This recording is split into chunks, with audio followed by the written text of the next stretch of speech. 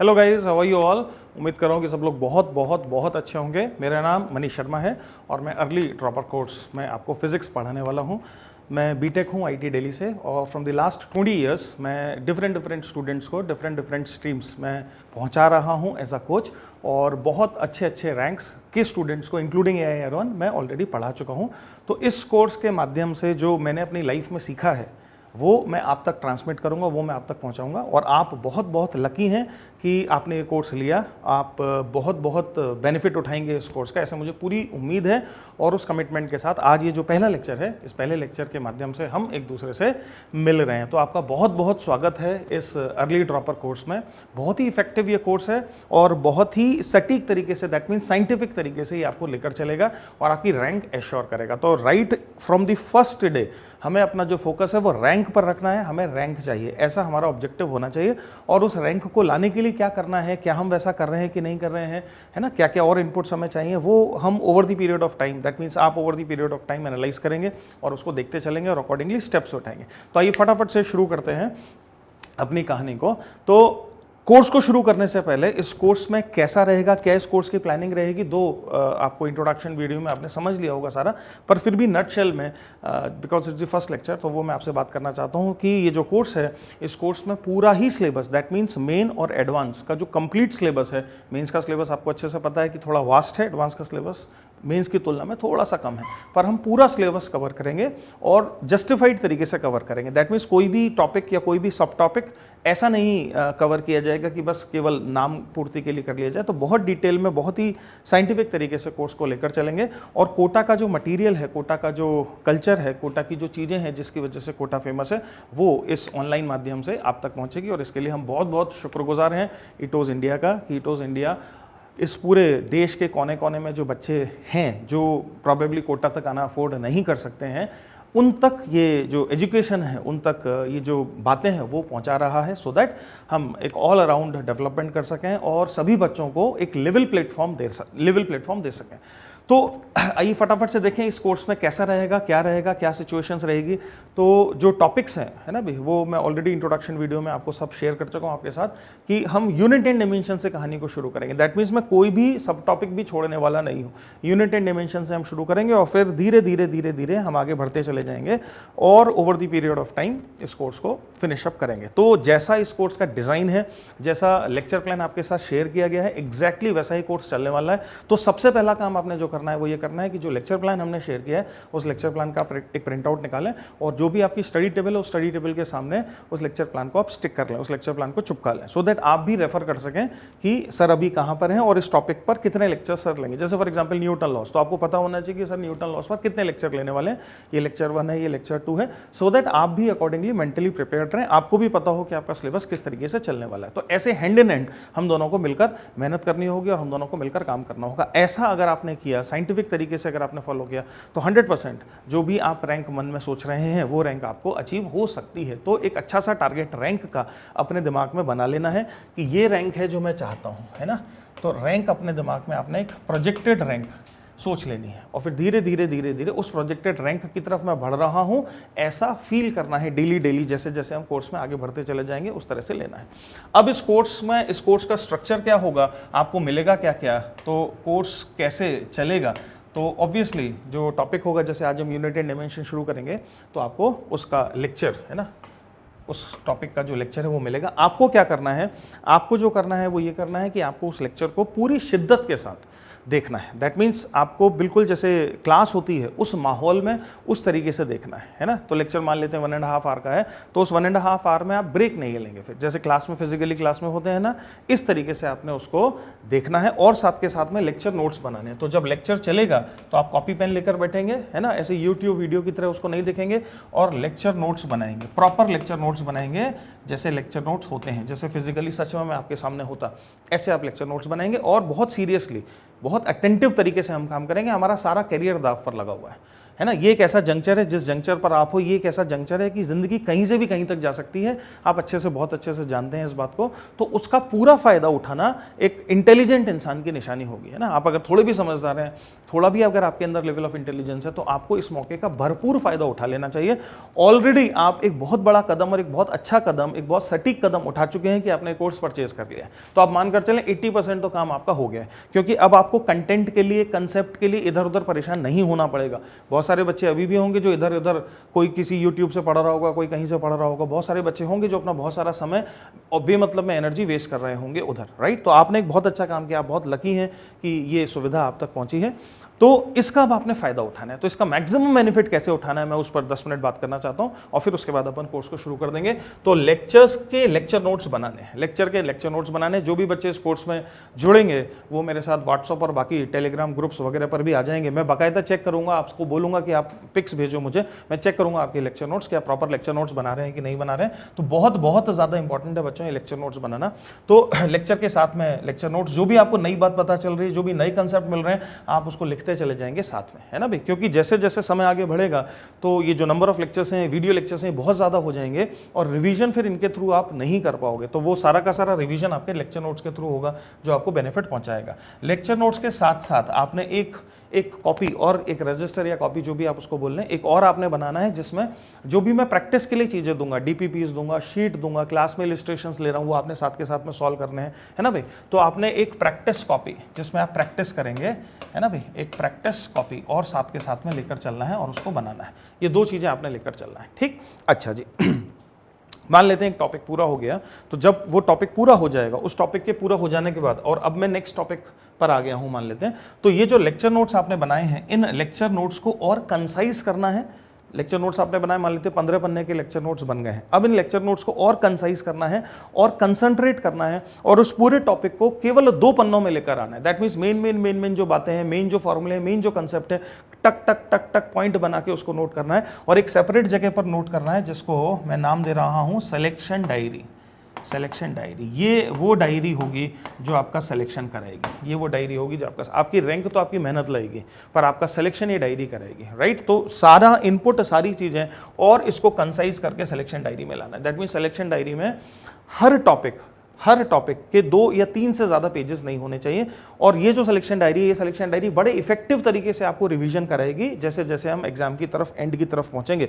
और ongoing process में भी, मान लेते हैं हमने यूनिट एंड डायमेंशन फिनिश कर लिया, वेक्टर्स फिनिश कर लिया, और आगे बढ़ गए, न्यूटन लॉस पर है, वर्क एनर्जी पावर पर है, पीछे की जो चीज़ें उनको रिवाइज करना बहुत बहुत बहुत ज़्यादा इंपॉर्टेंट है। तो वो जो रिवीजन है, वो रिवीजन आपको सिलेक्शन डायरी और लेक्चर नोट से मिलकर करना है, और धीरे धीरे अपना सारा रिवीजन सिलेक्शन डायरी की तरफ लेकर आना है। तो रिवीजन करने में ये एक मास्टर स्ट्रोक है, आप ऐसा कह सकते हैं, मास्टर स्ट्रोक चीज़ है। इसकी मदद से अपन करेंगे रिवीजन, है ना भाई।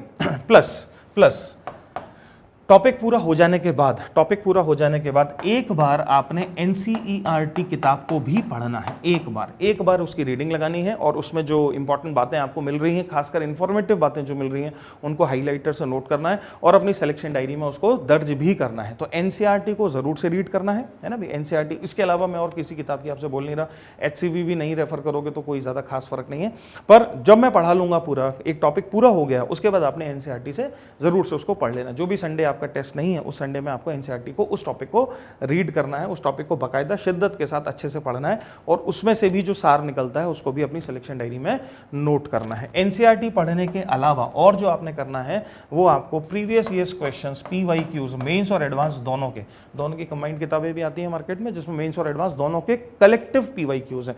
दो मैं आपको बहुत सारे क्वेश्चंस दूंगा, बट स्टिल मैं चाहता हूं कि आप अपने से, है ना, अपने से भी राइट फ्रॉम दी स्टार्टिंग, जब से जेईई का एग्जाम हो रहा है तब से लेके आज तक, किस टॉपिक पर क्या पूछा है, वो पूरा अगर आपके पास होगा, और आप उससे अगर प्रैक्टिस करोगे, तो आपको एक लेवल ऑफ कॉन्फिडेंस आएगा ना, आपका कॉन्फिडेंस बूस्ट अप होगा।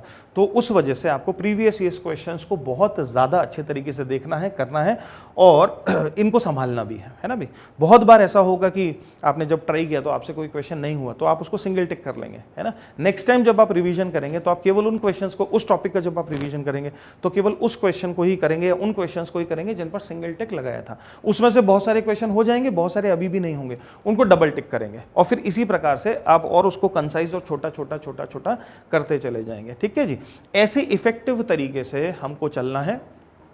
मैं जो आपको देने वाला हूँ ये तो है लेक्चर, इसके अलावा जो आपको मिलने वाला है वो हर टॉपिक के आपको मिलेंगे डीपीपीज, जिसमें एम्पल नंबर ऑफ क्वेश्चंस होंगे। इन डीपीपीज में वो क्वेश्चन होंगे जो यहाँ कोटा में हम अच्छे जो हमारे स्टार बैचेस होते हैं, अच्छे जो बैचेस होते हैं, उन बैचेस में जो कह लीजिए जो सीक्रेट मटेरियल है, जो इन जनरल हम बाकी दूसरे बैचेस में नहीं देते हैं, वो अच्छे क्वेश्चंस का कलेक्शन आपको इस डीपीपी में मिलेगा जो आपने करना है। फिर उस डीपीपी का जो वीडियो डिस्कशन है वो भी आपको कोर्स के साथ ही, लेक्चर्स के साथ ही अटैच होकर मिलेगा। तो ये जो डीपीपीज हैं, ये डीपीपीज में बहुत अच्छा कलेक्शन ऑफ क्वेश्चन होगा। ये आपकी प्रैक्टिस के लिए, ये आपके कंसेप्ट के अंडरस्टैंडिंग को टेस्ट करने के लिए। अच्छा जी, इन डीपीपीज के अलावा आपको मिलेगी एक शीट, हर टॉपिक की आपको एक शीट मिलेगी जिसमें काफ़ी इलैबोरेट नंबर ऑफ क्वेश्चंस होंगे, खूब सारे क्वेश्चंस होंगे। उसमें से बहुत सारे क्वेश्चंस प्रीवियस ईयर्स के भी होंगे, बहुत सारे क्वेश्चंस हो सकता है आपके पास कुछ मटेरियल हो उसमें से भी आपको मिल जाएंगे पैरेलल। तो खूब सारे अच्छे क्वेश्चंस का कलेक्शन या खूब सारे क्वेश्चंस का कलेक्शन के लीजिए शीट में होगा, सो दैट आपका मेन्स और एडवांस दोनों की रेलिवेंट प्रैक्टिस होती रहे। ठीक, तो लेक्चर्स, डीपीपीज और शीट, ये तीन चीज़ें इस कोर्स में आपको मिलेंगी। उसके अलावा इन तीन चीज़ों के अलावा उसके अलावा लाइव डाउट सेशन, जो बहुत ही एक रिवॉल्यूशनरी कंसेप्ट है, जो कि आपको अच्छे से पता भी होगा कि इटोज इंडिया लाइव डाउट सेशंस के कल्चर पर विश्वास करता है। अब आपको जो भी डाउट आया है, टॉपिक पूरा हो गया है, जो भी उसमें आपको डाउट आया है, आप उन डाउट्स को एक जगह पर इकट्ठा करके रखिए, और जब लाइव डाउट सेशन का शेड्यूल मिले आपको, लाइव डाउट सेशन है ना, लाइव डाउट सेशन का आपको जब शेड्यूल मिले तो उसमें सर के साथ, दैट मीन्स मेरे साथ, मैं फिजिकली आपको लाइव डाउट सेशन में आमने सामने रहूंगा, तो मुझसे आप बात कर सकते हैं, पूछ सकते हैं, जो भी आपके कन्फ्यूजन है उनको आप एड्रेस कर सकते हैं लाइव डाउट सेशन में, राइट। अच्छा जी, लाइव डाउट सेशन के अलावा बाकी आपको मान लेते हैं ऑन गोइंग प्रोसेस में कुछ डाउट्स आते हैं, कुछ चीज़ें आती हैं, तो हमने व्हाट्सएप पर और टेलीग्राम पर ग्रुप बनाए हुए हैं, उन ग्रुप्स में आप वो क्वेश्चन पोस्ट कर सकते हैं। पर क्वेश्चन आप पोस्ट करेंगे तो मैं चाहूँगा कि बाकी और भी लोग जो उस ग्रुप में हैं वो भी उस क्वेश्चन के डिस्कशन में पार्टिसिपेट करें। दैट मीन्स जैसे वो क्लास में डिस्कशन होता है वैसा ही डिस्कशन हम उस ग्रुप में चाहते हैं, है ना भाई, वैसा ही डिस्कशन हम उस ग्रुप में चाहते हैं, सो दैट सभी लोग, अगर किसी बच्चे ने कोई क्वेश्चन पूछा है तो दैट मीन्स ये क्वेश्चन डेफिनेटली एवरेज लेवल से थोड़ा सा प्लस होगा, तो बाकी लोगों का भी अच्छा होगा, भला होगा अगर वो भी उस क्वेश्चन को ट्राई करेंगे, सॉल्व करने की कोशिश करेंगे। तो मैं चाहूंगा कि इस तरह का हम एक हेल्दी डिस्कशन वाला एक ग्रुप फॉर्म करें, जो कि हमने बना रखे हैं, आपको उसमें मेंबरशिप मिल जाएगी।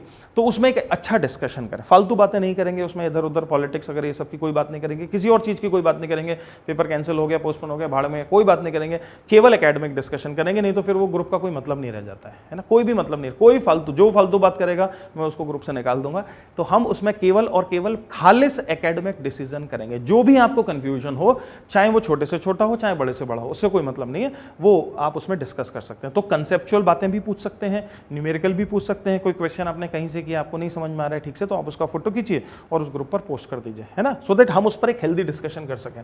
तो पांचवी जो चीज़ है जो आपको मिलने वाली है वो मिलने वाली है डिस्कशन, ऑन गोइंग डिस्कशन। इसको तो डेली बेसिस पर भी अपन कर सकते हैं, discussion in groups, discussion in groups. जैसे आईटीज़ वगैरह की अगर मैं बात करूं तो आईटीज़ में मैं आईटी दिल्ली से हूं, आपको पता ही है। तो आईटीज़ में एक बड़ा अच्छा कल्चर है, आईटीज़ में लेक्चर्स होते हैं और ट्यूटोरियल्स होते हैं, लेक्चर्स होते हैं और ट्यूटोरियल्स होते हैं। तो जो प्रोफेसर हैं सर वो आते हैं, लेक्चर डिलीवर करते हैं, 1 घंटे ड्यूरेशन का रहता है जनरली लेक्चर। बच्चों को जो भी डाउट होता है ना भाई, जो भी डाउट आ रहा है, तो अगर वो उस समय क्लास में पूछने जैसा है तो वो पूछ लेते हैं क्लास में, या कभी बच्चे ने डाउट पूछा पर सर को लगता है कि ये अभी एड्रेस करने जैसा नहीं है, तो वो डाउट को शांत कर देते हैं कि ट्यूटोरियल में बात करेंगे। और फिर जो ट्यूटोरियल्स होते हैं उन ट्यूटोरियल्स में डिस्कशन करते हैं। पर ट्यूटोरियल्स में डिस्कशन केवल ऐसा नहीं है कि आप पूछोगे और सर जवाब देंगे, ट्यूटोरियल्स में डिस्कशन होता है, सब मिलकर आपस में बातचीत करते हैं। और हो सकता है बहुत बार ऐसा हो कि जो आपके प्रोफेसर है वो तो यहाँ बैठे हों टेबल पर आराम से, और आप ही आपस में बोर्ड पर जाके डिस्कस करते हैं, किसी ने क्वेश्चन दिया, कोई दूसरा जाके उसको सॉल्व कर रहे हैं एंड ऑल। तो ये एक बड़ी हेल्दी प्रैक्टिस है जो आईटीज़ में होती है, जिसकी वजह से आईटीएंस एक बहुत अच्छे एजुकेटर्स बन जाते हैं, बहुत अच्छे टीचर्स बन जाते हैं, उनके जो स्किल्स हैं वो निखर कर आते हैं। क्योंकि जब आप यहाँ पर खड़े होकर, बोर्ड पर खड़े होकर किसी चीज़ को एड्रेस करते हैं, किसी चीज़ को समझाते हैं, है ना, सामने इतने सारे लोग हैं जो देख रहे हैं, तो बाकी किसी को समझ में आएगा कि नहीं आएगा उसकी तो कोई गारंटी नहीं है। पर एक चीज़ की गारंटी कि आपको बहुत अच्छा समझ में आ जाएगा। जब आप किसी चीज़ को समझाते हैं तो वो चीज़ आपको तो कम से कम बहुत अच्छे से समझ में आ ही जाती है। तो वो ऑब्जेक्टिव है मेरा यहाँ पर ये करने का, वो ऑब्जेक्टिव है कि जो आईटीज़ में आपके साथ जाकर होने वाला है वो हम यहीं पर अभी शुरू कर सके। तो ये बड़ा पावरफुल टूल है, इसको इफेक्टिवली अगर अपन यूज़ कर पाएँ तो बस मज़ा ही आ जाएगा। बहुत ही पावरफुल टूल है ये, है ना। डिस्कशन इन ग्रुप्स, डिस्कशन करें, ग्रुप्स में डिस्कशन करें, फालतू बात नहीं करें, नहीं तो वो ग्रुप की जो पूरी इंटेंसिटी है वो खत्म हो जाती है। ठीक, तो इस तरीके से ये सारा का सारा कहानी, सारा का सारा खेल चलने वाला है। तो मैंने अपने 20 साल के अनुभव में, और मैंने खुद भी अपनी प्रिपरेशन करी और आईटी का एग्जाम लिखा, उससे जो सीखा, और लास्ट 20 ईयर से जो स्टूडेंट्स को मैं टीच कर रहा हूँ, पढ़ा रहा हूँ, उससे जो सीखा, वो सारा का सारा सार निचोड़, वो सारा विद्या मैं आपको इस कोर्स के माध्यम से देने वाला हूं। इस कोर्स में मैं आपको वो डिलीवर करूंगा, तो वो आप उसका बेनिफिट उठाएं, आप उसका फ़ायदा उठाएं। इसका भी अगर आप यूज़ नहीं कर पा रहे हैं तो ये बहुत ही अनफॉर्चुनेट बात होगी। तो मुझे पूरी उम्मीद है कि जैसा जैसा मैं आपसे कहता जाऊंगा वैसा वैसा आप करते जाएं, जैसा जैसा मैं आपको बोलूँगा वैसा वैसा आप करें। तो फिर देखें हम कहाँ से कहाँ जंप करेंगे, कहाँ से कहाँ लीप कर सकते हैं। ठीक है, इस भावना के साथ, इस पॉजिटिविटी के साथ, इस शुभ कामना के साथ let us start our course. Unit and dimension से हम कहानी को शुरू कर रहे हैं। बहुत इजी टॉपिक है वैसे यूनिट एंड डायमेंशंस। यहाँ कोटा में 13th का जब बच्चा आता है, ड्रॉपर जो बच्चा होता है, तो जनरली यूनिट एंड डायमेंशंस हम उसको पढ़ाते भी नहीं, हम सीधे काइनेमेटिक्स से शुरू करते हैं। स्केलर्स, वेक्टर्स कुछ भी नहीं पढ़ाते, सीधे काइनेमेटिक्स से शुरू करते हैं। पर स्टिल मुझे लगता है कि हमको बिल्कुल प्रॉपर तरीके से, मतलब फिजिक्स क्या है वहाँ से शुरू करना चाहिए। एक बात और मैं आपको बता देना चाहता हूँ, मेरा जो टीचिंग स्टाइल है, मेरा जो पढ़ाने का तरीका है, वो ये है कि मैं जब शुरू करूँगा किसी चीज़ को तो बिल्कुल मानकर शुरू करूँगा कि आपको बिल्कुल कुछ भी नहीं आता है। दो मैं जानता हूं कि आपको काफ़ी कुछ आता है, आपने 11th में पढ़ा है, 12th में पढ़ा है, तो मैं जानता हूं इस बात को, पर हो सकता है कि उसमें कहीं कुछ कन्फ्यूजन हो सकता है आपने किसी चीज़ को ठीक से ना समझ लिया हो, कुछ का कुछ समझ लिया हो, जिस वजह से कभी तो आपसे क्वेश्चंस होते हैं, कभी नहीं होते हैं, राइट। तो मैं एज अ टीचर हमेशा ही मानकर चलूंगा कि आप बिल्कुल ब्लैंक हैं, तो मैं कुछ भी प्रिज्यूम नहीं करूंगा, मैं कुछ भी प्रिज्यूम नहीं करूंगा कि अच्छा ये तो आपको आना ही चाहिए, ऐसा मैं प्रिज्यूम नहीं करूंगा। मैं बिल्कुल जीरो से आपको लेकर चलूंगा, पर मैं आपको जीरो लेवल से बहुत ऊंचाइयों तक ले जाऊंगा, बहुत तेजी से, फटाफट फटाफट फटाफट। दैट मीन्स हमारा जो लर्निंग पेस होगा वो लर्निंग पेस होगा फास्ट, क्योंकि ऑलरेडी आपको आता है, आप ऑलरेडी एक बार देख चुके हैं चीज़ों को। केवल कुछ करेक्टिव फीचर्स करने हैं, जैसे पेंटिंग बनी हुई है उसमें केवल कुछ करेक्शंस करने हैं, तो केवल कुछ करेक्शंस करने हैं, केवल कुछ कंफ्यूजन्स हैं जो हो सकता है आपके दिमाग में, उनको ठीक करना है। उसमें फटाफट हो जाता है, उसमें टाइम नहीं लगता है। हाँ, आपके अंदर अगर वो ईगरनेस है, अगर आप वो सुनना चाहते हैं, समझना चाहते हैं, अगर आप चाहते हैं कि वो चीज़ें खत्म हो जाएं, वो दूर हो जाएं, तो आपको बहुत इफेक्टिवली वो जो गैप्स हैं वो फिल इन हो जाएंगे। तो मैं शुरू करूंगा बिल्कुल बेसिक से, पर बहुत ही जल्दी आपको बहुत ऊपर ले जाऊंगा, बहुत ही जल्दी बहुत ऊपर ले जाऊंगा। और जो इलिस्ट्रेशंस लूंगा वो इलिस्ट्रेशंस प्रोबेबली उस टॉपिक के टफेस्ट एग्जांपल्स होंगे। दैट मीन्स इतनी तेजी से मैं चीज़ों को बिल्डअप करूंगा, पर सब बेसिक चीज़ों को रखते हुए इतनी तेजी से बिल्डअप करूंगा कि आपको पता ही नहीं चलेगा, आपको हवा ही नहीं लगेगी कि सर कहाँ से कहाँ पहुँच गए। और जब आप क्वेश्चन वगैरह कर लोगे, वो जो टफ मोस्ट क्वेश्चन है, हो सकता है मैं एरोडोव के क्वेश्चन से ही शुरू करूँ, आपको नहीं बताऊँगी एरोडोव का क्वेश्चन, और एरोडोव के क्वेश्चन से शुरू करूँ, 2-4-5 क्वेश्चन करके सब आपको होगा, सब समझ में आ गया, तब आपको बताऊँ कि भाई ये टफेस्ट था। हैंस तुमको जो भी मिलेगा सॉल्व करने के लिए एग्जाम में, जो भी आएगा वो इससे काफ़ी ज़्यादा लो होगा, है ना। इसका जो स्केल है, इसका जो एकेडमिक लेवल है, उसका 1/3 या 1/4 ये वाला लेवल पर होगा, हेंस वो आपके लिए मजाक हो जाएगा। तो अगर आपने ढंग से मुझे फॉलो किया, तो एग्जाम आपके लिए एकदम हलवा बनने वाला है। एग्जाम आपको ऐसा लगेगा कि अरे यार, इनफैक्ट आपको हंसी आएगी, इनफैक्ट आपको एग्जाम लिखते समय हंसी आएगी कि ये क्या पूछ रहा है ना, ये किस तरह की चीज़ें पूछ रहा है, हमने तो क्या क्या कर लिया और ये क्या पूछ रहा है। पर एट द सेम टाइम मैं आपको जबरदस्ती अननेसेसरली उलझाऊंगा भी नहीं। As a teacher, as a coach, मेरा जो फर्ज है, मेरा जो कर्तव्य है, वो है आपको राइट डायरेक्शन दिखाना। तो जिन जगहों पर आईआईटी, जिन जगहों पर मेंस और एडवांस के जो लोग हैं, जो एग्जाम है, वो जिन जगहों पर खींचते हैं चीज़ों को, जिन जगहों पर ट्विस्ट करते हैं, वहाँ तो हम बहुत ही डिटेल में बात करेंगे, वहाँ तो हम काफ़ी डिफिकल्टी लेवल्स पर जाएंगे। पर ऐसा नहीं है कि मैं आपको जबरदस्ती परेशान करूँगा, ऐसा नहीं है कि आपको डीपीपी दे दी, 10 क्वेश्चन की एक भी नहीं हो रहा है आपसे, या 20 क्वेश्चन की डीपीपी दे दी, एक भी, ऐसा परेशान करने का मेरा कतई कोई ऑब्जेक्टिव नहीं है। मेरा ऑब्जेक्टिव आपको सिखाने का है, परेशान करने का नहीं है। और वो आप सीख जाएंगे, क्योंकि मैं बहुत लॉजिकल बात करूँगा आपसे। मैं आपसे 2 + 2 = 4 की बात करता रहूँगा हमेशा, आप बिल्कुल सीख जाओगे, इसमें कोई भी कष्ट नहीं है, ठीक है। हाँ, प्रोवाइडेड आपने एक डिसिप्लिन फैक्टर जरूर है जो आपने फॉलो करना होगा। ऑनलाइन और ऑफलाइन टीचिंग में बस यही एक चीज़ है जिसका थोड़ा सा डिफरेंस रह जाता है। ऑफलाइन में जब बच्चा आता है, फिजिकली क्लास में बैठा है, तो एक कंपल्शन होता है उसके अंदर, है ना। यहाँ पर आप घर के कंफर्ट में हो, तो ये एक अच्छी बात भी है, पर एक बुरी बात भी है। अगर आपने वो डिसिप्लिन नहीं फॉलो किया, है ना, तो फिर वो कंफर्ट ही रह जाएगा और उसका कोई नेट आउटकम नहीं निकलेगा। तो ये मेरी आपसे गुजारिश है और ऑर्डर भी है as a teacher, and as a friend request भी है कि अगर आप सही में चाहते हैं कि आपकी एक अच्छी रैंक आए, जो कि आप चाह रहे हैं, तभी आपने कोर्स लिया है, तो आपको एक डिसिप्लिन मेंटेन करना होगा। आप अपना एक शेड्यूल बना लें, उस शेड्यूल को फॉलो करें, है ना भाई। लेक्चर्स आपको मिलते जा रहे हैं, तो ऐसा ना करें कि आप ग्रीडी बन के सारे लेक्चर्स एकदम से देख लें, वैसा ना करें। लेक्चर्स को क्लास की तरह लें, जैसे क्लास होती है उस तरीके से लें। जैसे आपने डिसाइड किया नहीं मैं सुबह इतने से इतने बजे तक फिजिक्स देखूंगा या फिजिक्स का लेक्चर अटेंड करूंगा, इतने से इतने बजे तक मैथ्स का लेक्चर अटेंड करूंगा, तो फिर उसी शेड्यूल को फॉलो करें, है ना। और उसमें जो होमवर्क मिल रहे हैं, उन होमवर्क को करने के बाद ही अगले लेक्चर पढ़ जाए, उन होमवर्क को करने के बाद ही अगले लेक्चर पढ़ जाएं, क्योंकि मेन मुद्दा तो एक्चुअली आपकी वर्किंग का ही है ना। ये तो सब सपोर्टिव चीजें हैं, मेन काम तो आप ही ने करना है। ज्यादातर बच्चे ये गलती करते हैं कि कंसेप्ट तो सीख जाते हैं,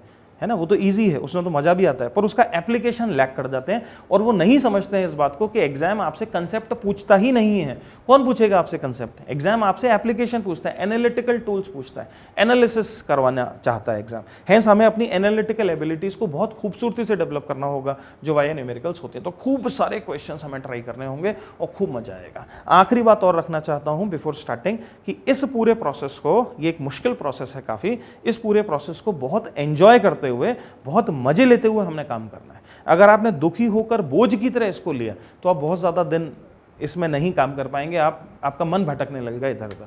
एंजॉय करना है ना, एंजॉय लेते हुए, मजे लेते हुए आपने काम करना है।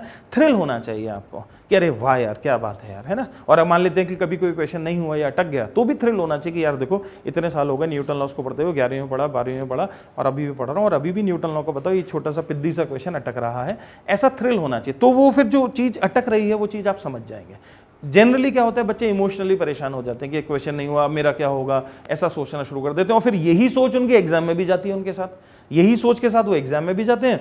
और इसी सोच की वजह से मान लेते हैं लाइन से 2 या 3 क्वेश्चन नहीं हुए, उनका तो मॉरल ही टूट जाता है। वो तो वहीं 3 क्वेश्चन में ही डिसाइड कर लेते हैं कि अब तो मेरा कुछ होने वाला नहीं है, जो कि बिल्कुल ही गलत है। हम एग्जाम को बहुत ज्यादा डिफिकल्ट मान रहे हैं, एग्जाम उतना डिफिकल्ट एक्चुअली है नहीं। वो जो आपने अपने मन में इमेज या हुआ बना लिया है, वो कुछ चीजों की वजह से है केवल, है ना। एग्जाम बिल्कुल कतई डिफिकल्ट नहीं है, अगर उसको सही तरीके से देखा जाए, साइंटिफिक तरीके से उस पर काम किया जाए, तो ये बहुत ही मजेदार और बहुत ही अच्छा एग्जाम है, बहुत ही साइंटिफिक एग्जाम है।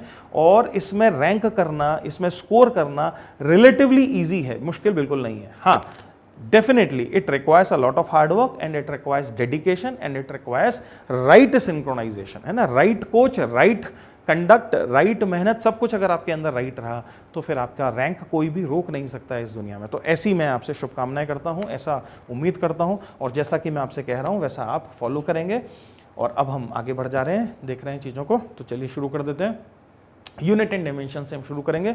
जैसा कि मैंने कहा बहुत इजी टॉपिक है, बिल्कुल भी इसमें मुश्किल वाली बात है नहीं कुछ भी, पर इंपॉर्टेंट है ना। और हमें आदत भी होनी चाहिए, क्योंकि हमसे ऑब्जेक्टिव क्वेश्चंस पूछे जाते हैं, तो हमें आदत भी होनी चाहिए कि एक नज़र हम जो ऑप्शंस हैं उनके डायमेंशंस और यूनिट्स को भी देखें। तो कभी कभी अगर आप लकी हुए तो हो जाएगा ऐसा कि क्वेश्चन बिना सॉल्व करे भी आप कर पाओगे, तो उस वजह से थोड़ा सा इंपॉर्टेंट है।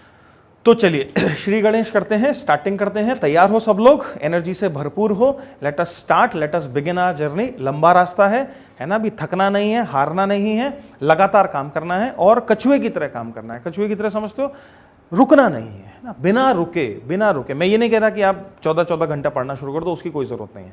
आप तो भले ही 7 घंटे पढ़ो, 8 घंटे पढ़ो, उससे कोई फर्क नहीं है मुझे, पर आप लगातार कंसिस्टेंसी मेंटेन करें। कंसिस्टेंसी आपकी नहीं टूटनी चाहिए, ठीक है।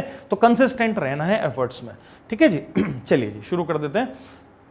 कहानी क्या है, तो कहानी सारी की सारी अगर मैं शुरू करूं तो फिजिकल क्वांटिटी से हमारी फिजिक्स की कहानी शुरू होती है। कोई मुझसे पूछे फिजिक्स क्या है, तो ऑब्वियसली हम जवाब देंगे कि physics is basically the study of nature, और नेचर में जो पैरामीटर्स हैं उनकी स्टडी। नेचर में बहुत सारे पैरामीटर्स हैं, है ना। जैसे मान लेते हैं कि मुझे भूख लग रही है, ये भी एक तरह का पैरामीटर है, राइट। पर इसकी स्टडी हम फिजिक्स में नहीं करेंगे, क्योंकि फिजिक्स में हम जिन चीज़ों की स्टडी करते हैं उनको हम बोलते हैं physical quantities. Physical quantities basically वो क्वांटिटीज होती हैं जिनको मेजर किया जा सकता है, जिनको नापा जा सकता है ना, डायरेक्टली या इनडायरेक्टली, कैसे भी, जिनको मेजर किया जा सकता है। जो मेजरेबल क्वांटिटीज है वो फिजिकल क्वांटिटीज होती हैं, क्योंकि जिन क्वांटिटीज को मेजर किया जा सकता है उन्हीं क्वांटिटीज पर कोई कॉन्क्रीट साइंटिफिक तरीके से बात हो सकती है। जिनको मेजर ही नहीं किया जा सकता वो हमेशा एम्बिगुअस होगा, और जो ऑब्जर्वर है, जो जजमेंट होगा वो हमेशा ऑब्जर्वर डिपेंडेंट होगा, है ना। वो जजमेंट कभी भी क्लियर नहीं हो सकता, वो जजमेंट कभी भी क्लीन नहीं हो सकता, उस पर सबकी सहमति नहीं हो सकती है ना। जैसे कोई मुझसे पूछे कि फलाना एक ब्लॉक है, उसका मास क्या है, तो इसमें कोई कंफ्यूजन हो ही नहीं सकता कि वेइंग मशीन पे जाओ, ब्लॉक को मास को मेजर कर लो। मान लेते हैं ए आदमी कहता है कि ब्लॉक का मास 50 kg है, तो बी भी वेइंग मशीन पर जाएगा, देखेगा तो वही पाएगा कि 50 kg है। हेंस वो जो आदमी है जिसने 50 kg मेजर किया, वो आदमी is not important, that measurement is important, right. Hence in quantities पर बहुत खूबसूरत तरीके से, बहुत अच्छे तरीके से बातचीत की जा सकती है विदाउट एनी कंफ्यूजन। तो फॉर्मूले लिखे जा सकते हैं और चीजें की जा सकती हैं, है ना भी, और उस पर बिल्डअप किया जा सकता है। दूसरा जो बड़ा फायदा है कि मैंने कुछ काम किया, मैं एक साइंटिस्ट था, मैंने अपने जीवन में कुछ काम किया, मैंने जहां तक काम किया, जितनी चीजें मैंने ढूंढ ली, डिस्कवर कर ली, अब मेरे बाद जो साइंटिस्ट होंगे वहां से शुरू करेंगे। दैट मीन्स हर आदमी जीरो से नहीं शुरू करेगा, जिसकी वजह से ये चेन बनती जाएगी, क्यूमुलेटिव प्रोसेस होता जाएगा, जो कि हमने देखा भी, ये क्यूमुलेटिव प्रोसेस होता जाएगा और साइंस आगे बढ़ती चली जाएगी, फिजिक्स आगे बढ़ती चली जाएगी, राइट। तो आज अगर कोई फिजिसिस्ट, मान लेते हैं कोई भी बड़ा आदमी, स्टीफन हॉकिंग या आइंस्टीन की बात कर लें, अगर आज वो कुछ बोल रहा है या कुछ कह रहा है या कोई नई बात कह रहा है, समझा रहा है हमको, तो उसमें उससे पहले जितने भी लोग हुए हैं, उन्होंने जो जो मेहनत करी है, जो जो बात कही है, जो भी उन्होंने अपने जीवन में सीखा, डिस्कस किया, समझा, क्या वो सारा सार उसमें मौजूद है। हेंस ये क्यूमुलेटिव प्रोसेस है और यही इसकी सबसे ज्यादा खूबसूरती है और यही इसका सबसे ज्यादा डिफॉल्ट भी है। फिजिक्स की खूबसूरती ये है कि फिजिक्स एक बंधा हुआ है, हर टॉपिक एक दूसरे से बंधा हुआ है। हेंस अगर आपने पहले टॉपिक से शुरू किया और आपने उसको सही से समझा, फिर सेकंड, फिर थर्ड, फिर फोर्थ, फिर फिफ्थ, तो आपको मजा समय के साथ बढ़ता चला जाएगा, क्योंकि आपकी अंडरस्टैंडिंग बढ़ती चली जाएगी, है ना। मान लेते हैं अपन रोटेशन चैप्टर पर आए, तो रोटेशन चैप्टर तक आते आते हमने काइनेमेटिक्स को पूरी अच्छे से समझ लिया, न्यूटन लॉस को अच्छी तरह से समझ लिया, हमने वर्क एनर्जी पावर को अच्छी तरह से समझ लिया, सेंटर ऑफ मास को अच्छी तरह से समझ लिया, है ना भाई। हेंस हमारी अंडरस्टैंडिंग इतनी ग्रो हो चुकी है। अब जब हम आगे की तरफ बढ़ेंगे तो पीछे जितनी भी चीजें हमने सीखी हैं वो हमें नई नई इंफॉर्मेशन, जानकारी देंगे। इस क्वेश्चन को हम ऐसे भी कर सकते हैं, इसको हम ऐसे भी कर सकते हैं, इसको हम ऐसे भी कर सकते हैं। There could be an alternate ways of doing things, right, which will create मजा एंड थ्रिल, ठीक है ना भाई। तो वो मजा समय के साथ बढ़ता जाएगा। ये तो है अच्छी बात। खराब बात क्या है? खराब बात ये है कि अगर ये पीछे की चीजें अच्छी नहीं हुई मेरी, तो ऑब्वियसली चूंकि ये बल्कि प्रोसेस है, तो फिर आपको आगे की चीजों में पीछे की चीजों की वजह से दिक्कत होगी। रोटेशन चैप्टर में काइनेमेटिक्स आपका ठीक नहीं है, इस वजह से आपको प्रॉब्लम होगी। हेंस अगर मुझे इसको अच्छा करना है तो मुझे हर टॉपिक को, चाहे वो कितना भी इनसिग्निफिकेंट क्यों ना हो, हमें हर टॉपिक को बहुत एनर्जी के साथ देखना है और समझना है, ठीक है भाई। ऐसी सिचुएशन है। तो ये है फिजिकल क्वांटिटीज की कहानी। अब फिजिकल क्वांटिटीज एक बहुत बड़ा ग्रुप है जिसकी हम फिजिक्स में बात करेंगे। तो आप कह सकते हैं कि physics is all about PQ, physical quantities PQ, है ना भी। जो भी आप सोचोगे that is an example of PQ. आप करंट सोचो, एक्सेलरेशन सोचो, वेलोसिटी सोचो, टॉर्क सोचो, है ना भी, कुछ भी सोचो, ल्यूमिनस इंटेंसिटी सोचो, है ना भी, प्लैंक कांस्टेंट सोचो, स्टीफन कांस्टेंट सोचो, जो तुम सोच सकते हो, जो भी पैरामीटर तुमने फिजिक्स में पढ़ा है वो फिजिकल क्वांटिटी का एग्जाम्पल है। अब इस फिजिकल क्वांटिटी के ग्रुप को और अच्छे से समझने के लिए हमने इसके बाइफरकेशंस किए, इसको ब्रेक किया, इसको ग्रुप में ब्रेक किया दो अलग अलग तरीकों से। तरीका नंबर 1 कि जो फिजिकल क्वांटिटीज की बात हो रही है वो फिजिकल क्वांटिटीज को समझने के लिए, उन फिजिकल क्वांटिटीज को समझने के लिए और किन्हीं दूसरी क्वांटिटीज की जरूरत पड़ रही है या उसी क्वांटिटी से उसको समझा जा सकता है। इस बेसिस पर हमने डिस्टिंक्शन कर दिया derived units and fundamental units. हमने डिस्टिंक्शन कर दिया fundamental units and derived units. क्या आप मेरी बात समझ पा रहे हैं? तो फंडामेंटल यूनिट्स कौन हो गए या फंडामेंटल क्वांटिटीज कौन हो गई? फंडामेंटल क्वांटिटीज हो गई बेस क्वांटिटीज, जिनको समझने के लिए उनको ही समझना। अब लेंथ मेजर करनी है तो लेंथ ही मेजर करना होगा, पर अगर वेलोसिटी मेजर करनी है ना, तो हमें लेंथ और टाइम मेजर करना पड़ेगा, तब वेलोसिटी मेजर हो पाएगी। तो depending upon the fact whether the information that you require to understand the quantity is directly dependent on that quantity या is indirectly dependent on some other quantities, इस basis पर हमने पहला distinction किया fundamental and derived, जो आप बहुत अच्छे से जानते हैं fundamental and derived। Fundamental and derived, नाम से ही हम कहानी को समझ पा रहे हैं। डिराइव्ड कौन है? जो फंडामेंटल पर बेस्ड है। डिराइव्ड क्वांटिटीज कौन है? जो फंडामेंटल पर बेस्ड है, राइट। फंडामेंटल क्वांटिटीज को ही हम बेस क्वांटिटीज भी बोलते हैं, फंडामेंटल को हम बेस क्वांटिटीज भी बोलते हैं। समझ में आती है बात? और दूसरे बेसिस पर हमने इसी फिजिकल क्वांटिटी के ग्रुप को एक और तरीके से डिवाइड किया कि how much information is needed to understand that quantity, और वो जो दूसरा तरीका है that is scalars and vectors, जो हमारे शुरू के 2 चैप्टर्स बन जाते हैं, स्केलर्स एंड वेक्टर्स। तो if a quantity has magnitude and direction and obey vector laws, will call it as vector, उसको वेक्टर बोलेंगे, है ना भी, करेक्ट है। और अगर किसी क्वांटिटी के पास कोई क्वांटिटी वेक्टर लॉस को फॉलो नहीं कर रही है तो हम उसको स्केलर बोलेंगे। तो स्केलर एंड वेक्टर्स अलग चैप्टर में डील करेंगे, और फंडामेंटल एंड डिराइव्ड क्वांटिटीज अभी हम यूनिट एंड डायमेंशन चैप्टर में पढ़ ही रहे हैं, ठीक है। तो बिल्कुल फिजिक्स की शुरुआत से ही मैं आपको लेकर चल रहा हूँ, ठीक। तो ये कहानी फिजिकल क्वांटिटीज और उनके बाइफरकेशन और 2 तरह के डिवीजन की थी। अब हम एक एक करके सब चीज़ों को देखेंगे। तो फंडामेंटल या बेस क्वांटिटीज़ क्या हैं? फंडामेंटल और बेस क्वांटिटीज़ जैसा कि मैंने कहा ये वो हैं जो खुद को मेजर करने से मेजर होती हैं, खुद को समझने से होती हैं। ऐसी कितनी क्वांटिटीज़ हैं? ऐसी कितनी क्वांटिटीज़ हैं? ऐसी केवल 7 क्वांटिटीज़ हैं, है ना? ऐसी केवल 7 क्वांटिटीज़ हैं। डिराइव्ड क्वांटिटीज़ कितनी हैं? इनफाइनाइट हो सकती हैं। डिराइव्ड क्वांटिटीज़ इनफाइनाइट हो सकते हैं। You keep on naming them. और नई नई खोज अगर हम करते हैं, नई नई चीज़ें अगर हम ढूंढते हैं, तो उन नई नई चीज़ों में भी डिराइव्ड नई नई क्वांटिटीज़ आपको मिल सकती हैं। पर फंडामेंटल क्वांटिटीज़ कुल 7 हैं, है ना? फंडामेंटल क्वांटिटीज़ कुल 7 हैं, जिसमें से भी 1-2 क्वांटिटीज़ को तो ज़बरदस्ती हमने फंडामेंटल क्वांटिटीज़ की लिस्ट में डाला हुआ है, फंडामेंटल क्वांटिटीज़ का डेफिनेशन चेंज करके, क्योंकि हमने ये पाया कि फंडामेंटल क्वांटिटीज़ को एक तरीका तो डिफाइन करने का ये है कि ये वो क्वांटिटीज़ हैं जो खुद के मेजरमेंट से ही मेजर होती हैं, जो बेस क्वांटिटीज़ हैं, है ना भाई? डिराइव्ड क्वांटिटीज़ वो हैं जो बेस क्वांटिटीज़ पर डिपेंडेंट है, ये बात तो सही है। साथ के साथ में फिजिक्स में एक और बहुत चीज़ इंपॉर्टेंट है, usefulness. Physics is all about usefulness, है ना? Physics is all about usefulness. जैसे फॉर एग्जांपल आप जानते हैं वर्क डन का definition, force dot displacement. That means अगर डिस्प्लेसमेंट नहीं हो रहा है तो फोर्स कोई वर्क डन नहीं करेगा। अब मैं अगर मान लेते हैं इस रिमोट को हाथ में लेकर खड़ा हूँ ऐसे, है ना भाई, ऐसे पकड़ रखा है मैंने, तो मैंने इसके वेट को बैलेंस कर रखा है ऐसे फोर्स लगाकर ऊपर, नॉर्मल रिएक्शन या जो भी कॉन्टैक्ट फोर्सेस उनकी मदद से, पर इसका तो कोई डिस्प्लेसमेंट हो नहीं रहा, तो मैं क्या वर्क डन कर रहा हूँ? 0। इसका तो ये मतलब हुआ कि मैं इसको लेके इनफाइनाइट टाइम तक खड़ा रह सकता हूं, जो कि बिल्कुल ही गलत है, बिल्कुल ही गलत है। हेंस फिजिक्स की दुनिया में जिस वर्क डन की हम बात कर रहे हैं और हमारी डे टू डे लाइफ में हम जिसको वर्क या वर्क डन समझते हैं, जिसको काम करना समझते हैं, वो हर समय एक ही हो ये जरूरी नहीं है, क्योंकि फिजिक्स में जो वर्क है दैट इज यूजफुल वर्क। अब मैं इसको हाथ में पकड़े रहा तो इससे हुआ कैसे? हुआ तो कुछ भी नहीं, है ना? हेंस ये फिजिक्स की दुनिया में वर्क डन की पकड़ में नहीं आएगा। तो यूजफुलनेस, यूटिलिटी, यूटिलिटेरियन है फिजिक्स, यूटिलिटी बेस्ड है, सो दैट मैं उससे कुछ कर सकूं, राइट? हेंस यूटिलिटी या यूजेस के बेसिस पर हमने फंडामेंटल जो क्वांटिटीज है उन फंडामेंटल क्वांटिटीज की लिस्ट में 1-2 चीजों को और जोड़ा। तो फटाफट देखें फंडामेंटल क्वांटिटीज क्या क्या है, जो 7 क्वांटिटीज की मैंने बात करी। तो फंडामेंटल क्वांटिटीज की लिस्ट में है मास, आप अच्छे से समझते हैं, मास मेजर करना हो तो मास ही मेजर करना पड़ेगा। अच्छा जी, फंडामेंटल क्वांटिटीज की लिस्ट में है लेंथ, मास, लेंथ, टाइम, टाइम मेजर करना हो तो टाइम ही मेजर करना पड़ेगा, ठीक है जी। टेम्परेचर, टेम्परेचर मेजर करना हो तो टेम्परेचर ही मेजर करना पड़ेगा। तो मास, लेंथ, टाइम और टेम्परेचर, राइट? ये 4 तो इजी क्वांटिटीज हैं। अच्छा, उसके बाद फिर करंट, इलेक्ट्रिसिटी वगैरह की बात करें तो हम उधर समझते हैं कि चार्ज भी एक बेसिक यूनिट जैसा है, और current is rate of flow of charge. तो कायदे से चार्ज, जिसको हम ऐसा यूनिट कूलम में मेजर करते हैं, उसको फंडामेंटल में रखना चाहिए। पर चूंकि current is more important than charge, hence वो जो यूजफुलनेस की बात कर रहा हूं, उस वजह से हमने फंडामेंटल क्वांटिटी करंट को बोला, ना कि चार्ज को बोला। दो करंट की डेफिनेशन है charge per unit time, but still हमने फंडामेंटल क्वांटिटी करंट को बोला। कितने हो गए भाई? 1, 2, 3, 4, 5, 2 और रह गए हैं। वो 2 और कौन कौन रह गए हैं? Amount of substance mole, amount of substance mole. Interestingly mole तो नंबर है, interestingly mole is just a number, but still because it is very very useful, gases का तो पूरा मोलर बिहेवियर ही है, तो यूजफुलनेस तो इसकी अथाह है, इस वजह से इसको भी इंट्रोड्यूस करा। और ल्यूमिनस इंटेंसिटी एक और चीज है, ल्यूमिनस इंटेंसिटी, जिसका इस चैप्टर के अलावा आप पूरी फिजिक्स में कहीं भी कोई जिक्र नहीं देखेंगे,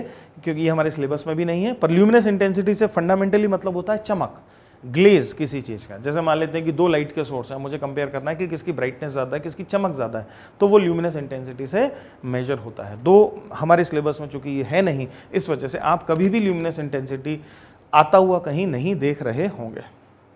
तो ये हो गई हमारी लिस्ट तैयार। ये 7 लोग हैं जिनको हम फंडामेंटल या बेस क्वांटिटीज बोलते हैं, जिसमें से इन 7 में से भी हमारे लिए जो ज़्यादा इंपॉर्टेंट है वो है मास, लेंथ, टाइम, जो ज़्यादातर आएगा। और फिर उसके बाद कुछ केसेस में आपको टेम्परेचर और करंट भी मिल जाएगा, है ना भाई। हेंस ये जो 5 लोगों का ग्रुप है ये काफ़ी ज़्यादा इंपॉर्टेंट है, ये आपको बार बार दिखाई देगा।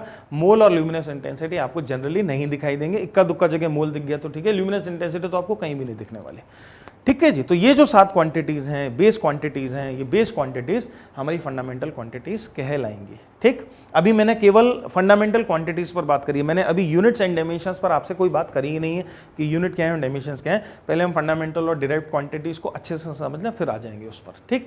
अच्छा जी, दूसरी जो क्वांटिटीज़ हैं वो है डिराइव्ड, जो कि आप अच्छे से समझते हैं, they are derived from fundamental. तो जो डिराइव्ड क्वांटिटीज़ हैं, तो नाम ही इसलिए है उनका डिराइव्ड, क्योंकि they are derived from fundamental. तो डेफिनेटली जो डिराइव्ड क्वांटिटीज हैं फंडामेंटल, उनका कोई फॉर्मूला होगा जिसमें फंडामेंटल या और दूसरे डिराइव्ड लोग आ रहे होंगे। जैसे फॉर एग्जांपल अगर मैं फोर्स की बात करूं, है ना, तो हम अच्छे से जानते हैं F is equal to M into A, F is equal to M into A, तो फोर्स का एक फॉर्मूला होगा, है ना भाई। और force as a parameter, as a quantity और दूसरी क्वांटिटीज पर डिपेंडेंट होगा। जैसे फोर्स मास और एक्सेलरेशन पर डिपेंडेंट है। Now mass is a fundamental quantity but acceleration is a derived quantity, उससे कोई फर्क नहीं है, उससे कोई फर्क नहीं है।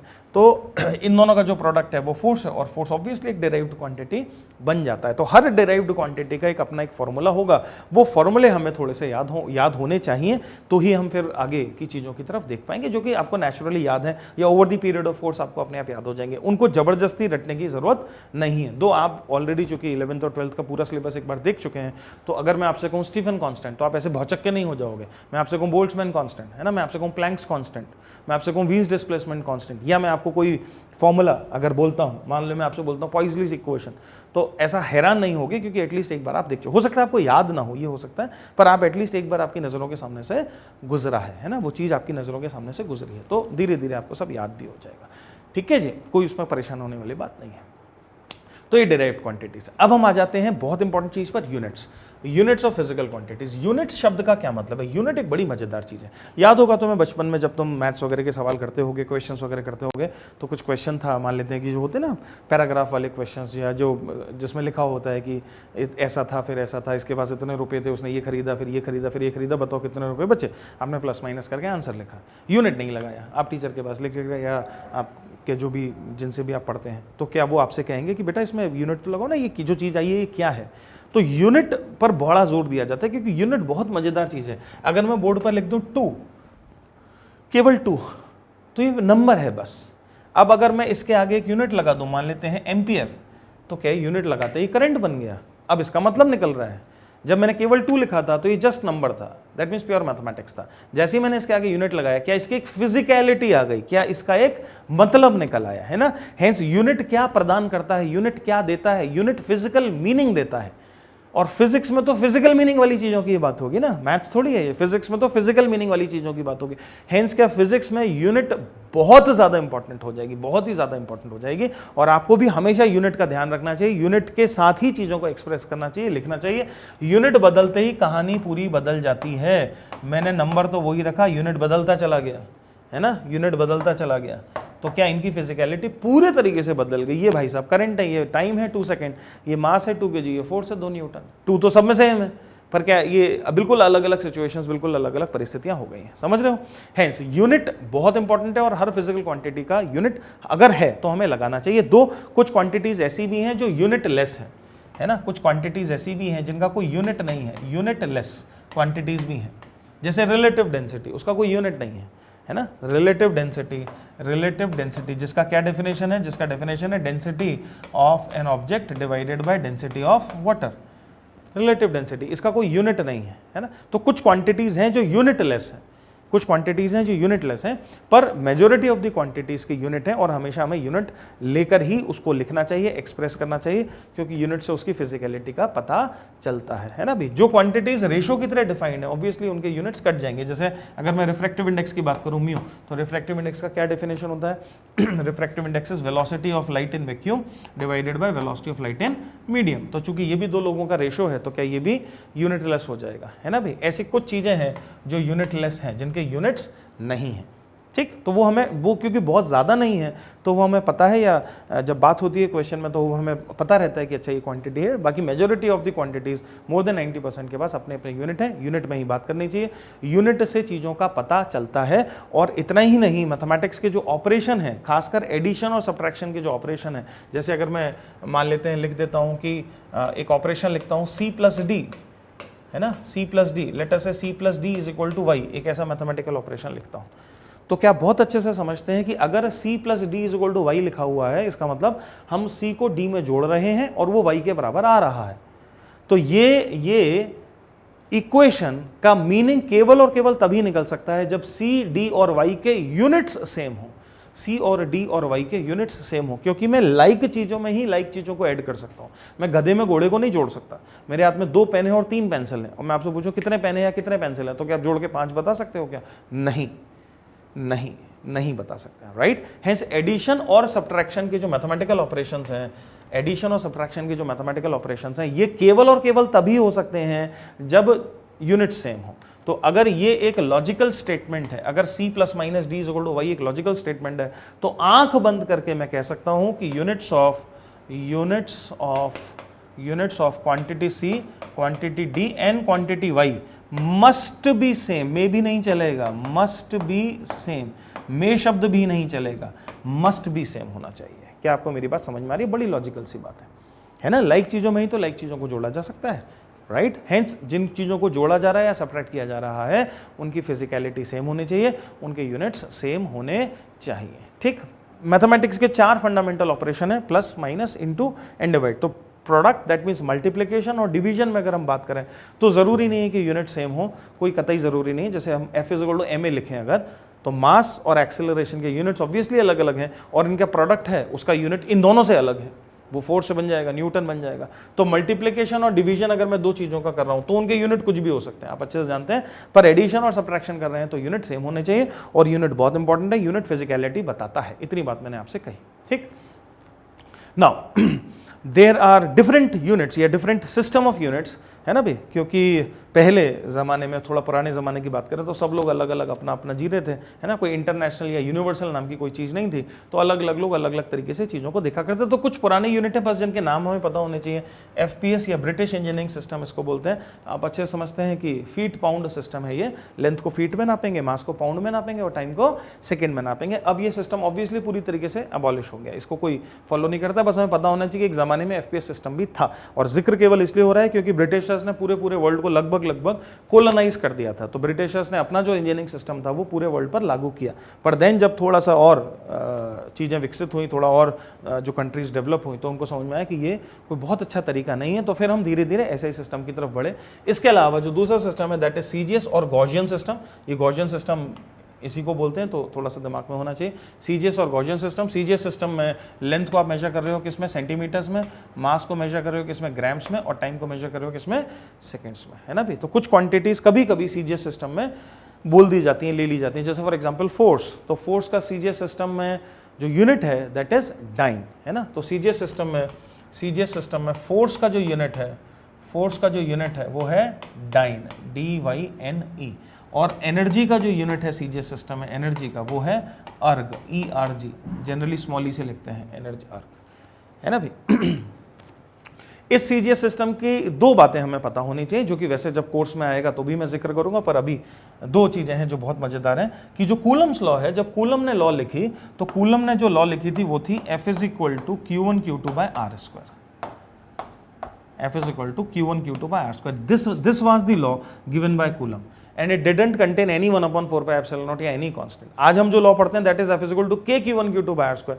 पर कूलम ने जो लॉ दी थी उसमें कोई K नहीं था, क्योंकि कूलम के ज़माने में CGS सिस्टम फॉलो होता था, और CGS सिस्टम में यहाँ जो K आता है उसका जो वैल्यू है CGS सिस्टम में वो 1 है। इस बात को ध्यान में रखने के लिए अगर मैं इसको F is equal to K Q1 Q2 by R square रखूँ, तो आपको जो समझ में आना चाहिए वही समझ में आना चाहिए कि K का जो वैल्यू है वो है 1 किस सिस्टम में, CGS सिस्टम में, है ना। और K का वैल्यू है 9 × 10⁹ किस सिस्टम में, SI सिस्टम में, 9 × 10⁹ SI सिस्टम में। तो क्या भाई इसका ये मतलब हुआ कि डिफरेंट कांस्टेंट की वैल्यूज डिफरेंट सिस्टम्स में अलग अलग हो सकती है, होती ही है।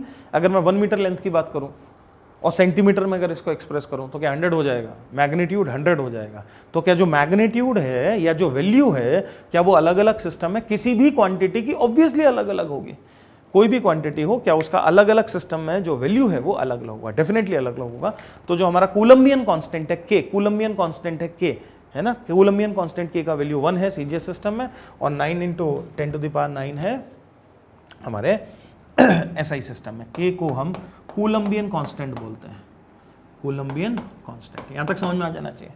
दूसरी एक और बात हमें पता होनी चाहिए कि जब हम फ्लूइड्स में विस्कोसिटी की बात करते हैं, तो विस्कोसिटी जिसका सिंबल है ये ईटा, है ना, कोफिशिएंट ऑफ विस्कोसिटी जिसको बोलते हैं, कोफिशिएंट ऑफ विस्कोसिटी, तो उस कोफिशिएंट ऑफ विस्कोसिटी का जो CGS यूनिट है वो पॉइज है, और जनरली विस्कोसिटी पॉइज में ही दिया होता है क्वेश्चंस में, और फिर हमें कहीं ऐसा लगने लगता है कि पॉइज SI यूनिट है, जबकि पॉइज SI यूनिट नहीं है। तो कोफिशिएंट ऑफ विस्कोसिटी का जो CGS यूनिट है, CGS यूनिट है वो CGS यूनिट है क्वाइस। कभी इससे धोखा हो जाए, इसलिए दो बातें हम अपने दिमाग में रख लें, राइट। बाकी फिर जैसे जैसे हम देखते जाएंगे तो उस पर बात करेंगे। अच्छा जी, तीसरा सिस्टम है MKS सिस्टम। ऑब्वियसली मास को, लेंथ को मीटर में, मास को केजी में और टाइम को आप सेकंड्स में मेजर कर रहे हैं। इसी से ही फिर हमने SI सिस्टम बना लिया। SI और MKS में केवल इतना फर्क है कि MKS में केवल इन 3 चीज़ों की बात हो रही है, SI में 7 क्वांटिटीज़ की बात कर रहे हैं अपन, ठीक है जी। तो फिर हम थोड़े और समझदार बने और हमने एक इंटरनेशनल सिस्टम ऑफ यूनिट्स बनाया। अब हम उसी को फॉलो करते हैं। आपको क्वेश्चंस भी SI सिस्टम में मिलते हैं, आप अच्छे से जानते हैं, और आपको जवाब भी ऐसा ही सिस्टम में ही देना होता है। तो ऑब्वियसली SI सिस्टम में लेंथ को आप मेजर कर रहे हो किसमें, मीटर में, मास को केजी में, टाइम को सेकेंड में, टेम्परेचर को केल्विन में, डिग्री सेंटीग्रेड में नहीं, याद रखना है, टेम्परेचर को केल्विन में, राइट। इलेक्ट्रिक करंट को एम्पियर में, ये आपको आता ही है। ल्यूमिनस इंटेंसिटी कैंडेला, अब से कोई लेना देना नहीं है। अमाउंट ऑफ सब्सटेंस मोल, ठीक। इनके अपने अपने सिंबल है, वो भी आप अच्छे से समझते हैं और अच्छे से जानते हैं। तो ये तो हो गई भाई कहानी। अच्छा जी, now classification of units, fundamental और बेस यूनिट्स और डेराइव्ड यूनिट्स। तो ऑब्वियसली फंडामेंटल और बेस यूनिट्स मतलब वो जो 7 लोग हैं उनके यूनिट्स की बात हो रही है, दैट इज फंडामेंटल और बेस यूनिट्स। और डेराइव्ड यूनिट्स हो गया मतलब कि जो उनसे मिलकर बनेगा। जैसे वेलोसिटी एक डेराइव यूनिट है, तो वेलोसिटी का जो यूनिट होगा वो भी डेराइव्ड ही होगा, that means metre per second. और फंडामेंटल या बेस क्वांटिटीज का जो यूनिट होगा, है ना, अभी वो सिंगल होगा। जैसे लेंथ तो मीटर, यूनिट सिंगल होगा, दैट मीन्स किसी से मिलकर नहीं बना होगा, है ना भाई। टाइम मेजर करोगे तो सेकंड, किसी से मिलकर नहीं बना है। जबकि डेराइव्ड क्वांटिटीज के यूनिट की बात करूंगा तो वो मिलकर बनेगा, है ना भी, वो मिलकर बनेगा। दो हम डिराइव्ड क्वांटिटीज के यूनिट को भी री एक्सप्रेस कर सकते हैं। जैसे फोर्स को हमने न्यूटन बोल दिया, फोर्स को हमने न्यूटन बोल दिया, तो फोर्स का जो सिंबल है वो हो गया N, या जो यूनिट है वो हो गया N। बट N जो न्यूटन है वो बेसिकली रिप्रेजेंट कर रहा है एक कलेक्शन को, है ना। हैंस डिराइव्ड क्वांटिटीज जो हैं, जो ये बात समझाने की कोशिश कर रहा है वो ये कि आपके जो फंडामेंटल क्वांटिटीज हैं वो तो डायरेक्ट उनके यूनिट्स होंगे, और जो डिराइव्ड क्वांटिटीज हैं वो इनसे मिलकर बनी होगी। ये एक अलग बात है कि हम उनको रीडिफाइन कर दें। जैसे फोर्स का CGS सिस्टम उसने डाइन कर दिया, पर डाइन कर देने से वो फंडामेंटल जैसा नहीं हो गया है, क्योंकि हम अभी भी इसको और फर्दर ब्रेक कर सकते हैं, तोड़ सकते हैं। जैसे हम अच्छे से जानते हैं कि 1 newton is basically 1 kg metre per second square, ऐसे ही है ना, मास इनटू एक्सेलरेशन। तो 1 न्यूटन तो केवल एक तरह का शॉर्ट नेम है, ताकि हमें बार बार kg metre per second square ना लिखना पड़े, राइट। हेंस जब मैं न्यूटन में एक्सप्रेस करता हूं किसी चीज को, जब मैं न्यूटन लिखता हूं फोर्स को, और जब मैं लेंथ को मीटर लिखता हूं, m लिखता हूं, तो इन दोनों में अंतर है, इन दोनों में अंतर है। क्या आप मेरी बात समझ पा रहे हैं? ये ओरिजिनल आइसोलेटेड या सिंगल यूनिट है, ये केवल एक नाम है, ये केवल एक नाम है। और ऐसे नाम हमने बहुत जगह पर दे रखे हैं। एनर्जी को जूल दे रखा है, पावर को वॉट दे रखा है, रेजिस्टेंस को ओम दे रखा है, पर उससे वो फंडामेंटल की लिस्ट में नहीं आ जाते हैं। क्या आप मेरी बात समझ रहे हैं? वो केवल रीडिफाइन किया है, वो केवल रीडिफाइन किया हुआ है, राइट। तो ऐसे बहुत सारे डेराइव्ड लोग हो सकते हैं जिनके यूनिट आपको देखने में सिंगल लगे, सिंगल, है ना भी, सिंगल यूनिट लगे, जैसे जूल, जैसे वॉट, इस तरह से, है ना भी। जैसे वेबर, फ्लक्स हम वेबर में मेजर करते हैं, पर वो हमने रीडिफाइन किया हुआ है। और जनरली जब हम ऐसा करते हैं तो वो जो रीडिफिनेशन हमने दी है उसमें किसी ना किसी साइंटिस्ट का हम नाम ले लेते हैं। जैसे ऑब्वियसली न्यूटन साइंटिस्ट भाई साहब हैं, जूल ऑब्वियसली साइंटिस्ट हैं, वॉट ऑब्वियसली साइंटिस्ट हैं, है ना भी, वगैरह वगैरह वगैरह, ठीक। पॉइस की अभी मैंने बात करी, वो भी साइंटिस्ट है। तो उनको इज्जत देने के लिए हमने ऐसा किया, सो दैट दोनों काम हो जाए, हमें बार बार ये भी ना लिखना पड़े और थोड़ा सा रेस्पेक्ट भी हो जाए। तो ये तो कहानी थी यूनिट की। अब हम आ जाते हैं डायमेंशंस पर, जो इस चैप्टर का मेन जो हार्ट है वो है डायमेंशंस। डायमेंशंस होते क्या हैं? सबसे पहला फंडामेंटली हमें यही समझ में आना चाहिए कि डायमेंशंस होता क्या है, डायमेंशन से मिलता क्या है। भाई यूनिट तो तुमने बना ही ली, यूनिट की बात कर ले, फिर डायमेंशंस की बात क्यों कर रहे हो?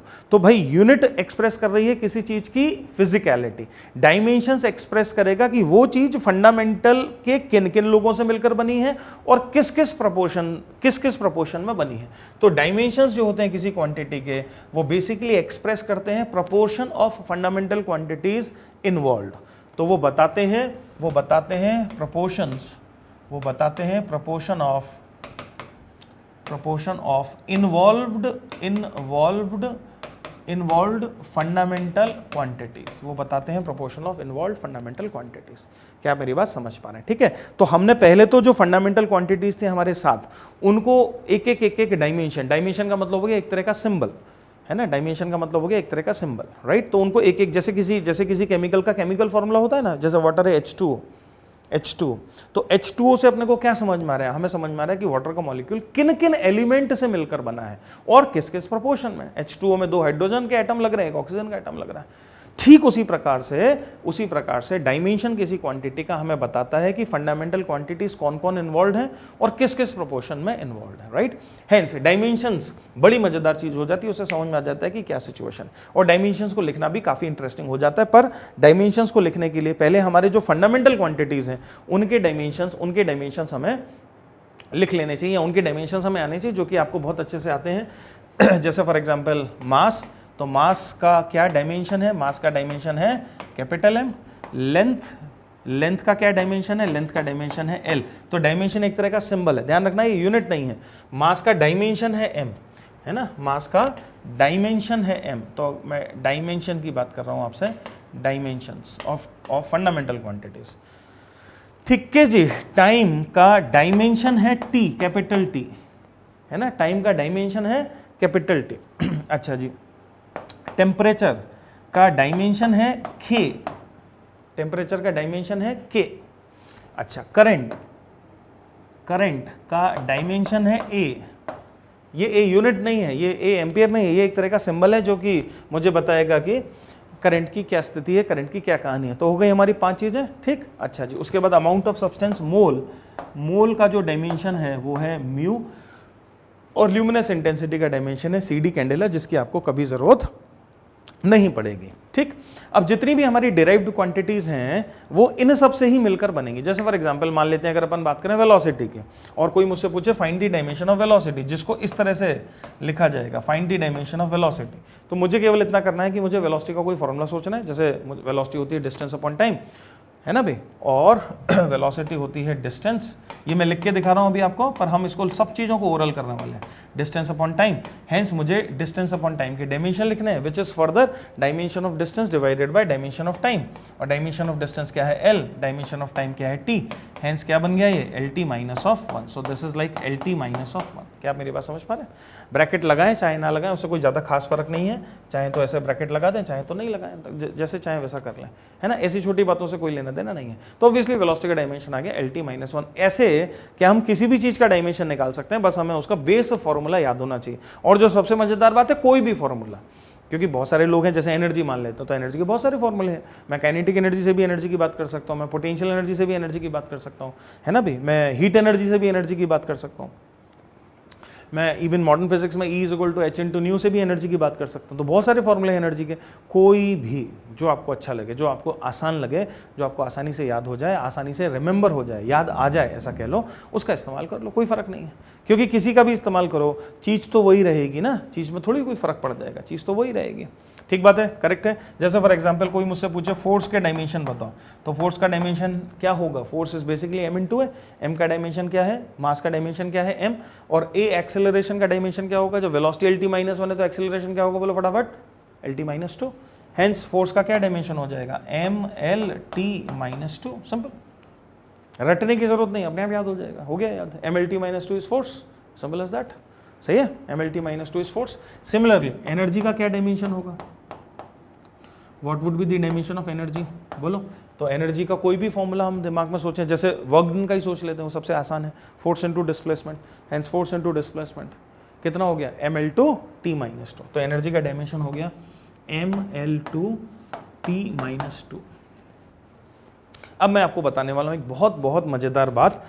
टॉर्क का डायमेंशन अगर मैं आपसे पूछूं, टॉर्क जानते हो ना, torque force into perpendicular distance. तो भाई वर्क डन भी है फोर्स इनटू डिस्टेंस और टॉर्क भी है force into perpendicular distance. Hence जब मैं डायमेंशन की बात करूंगा तो क्या टॉर्क का डायमेंशन और एनर्जी का डायमेंशन एक जैसा आ जाएगा? mL/T minus 2। क्या टॉर्क और एनर्जी का डायमेंशन एक जैसा आ जाएगा? बिल्कुल एक जैसा आ जाएगा, है ना। हेंस एनर्जी जिन फंडामेंटल क्वांटिटीज से जिस जिस तरीके से मिलकर बनी है, हमारा टॉर्क भी उन्हीं फंडामेंटल क्वांटिटी से उसी प्रोपोर्शन में उसी तरीके से मिलकर बना है। तो क्या एनर्जी और टॉर्क एक ही चीज हो गई क्या? क्या मैं टॉर्क और एनर्जी को आपस में जोड़ सकता हूं क्या? नहीं, नहीं। क्यों नहीं? क्योंकि इनके यूनिट सेम नहीं है। ये सब बहुत मजेदार बात है। हेंस अब आप समझ पाएंगे कि यूनिट क्या बताता है। एनर्जी का यूनिट ऑब्वियसली जूल है, टॉर्क का यूनिट जूल नहीं है, न्यूटन मीटर है। हम कभी भी टॉर्क को जूल में नहीं लिखेंगे, हम लिखेंगे न्यूटन मीटर में, है ना। और एनर्जी को लिखेंगे जूल में। दो 1 जूल इज 1 न्यूटन मीटर, ये एक अलग बात है। ये एक अलग बात है, पर कभी भी हम टॉर्क का यूनिट जूल नहीं एक्सप्रेस करेंगे।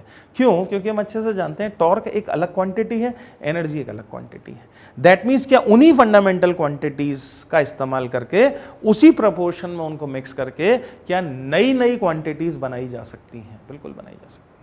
उन्हीं फंडामेंटल, जैसे फॉर एग्जांपल उन्हीं फंडामेंटल मुट्ठी भर एलिमेंट्स का इस्तेमाल करके और उनको अलग अलग तरीके से मिलके जोड़ के ही तो ये यूनिवर्स बना है। यूनिवर्स बना कैसे है? जो एलिमेंट्स हैं वो तो मुट्ठी भर है।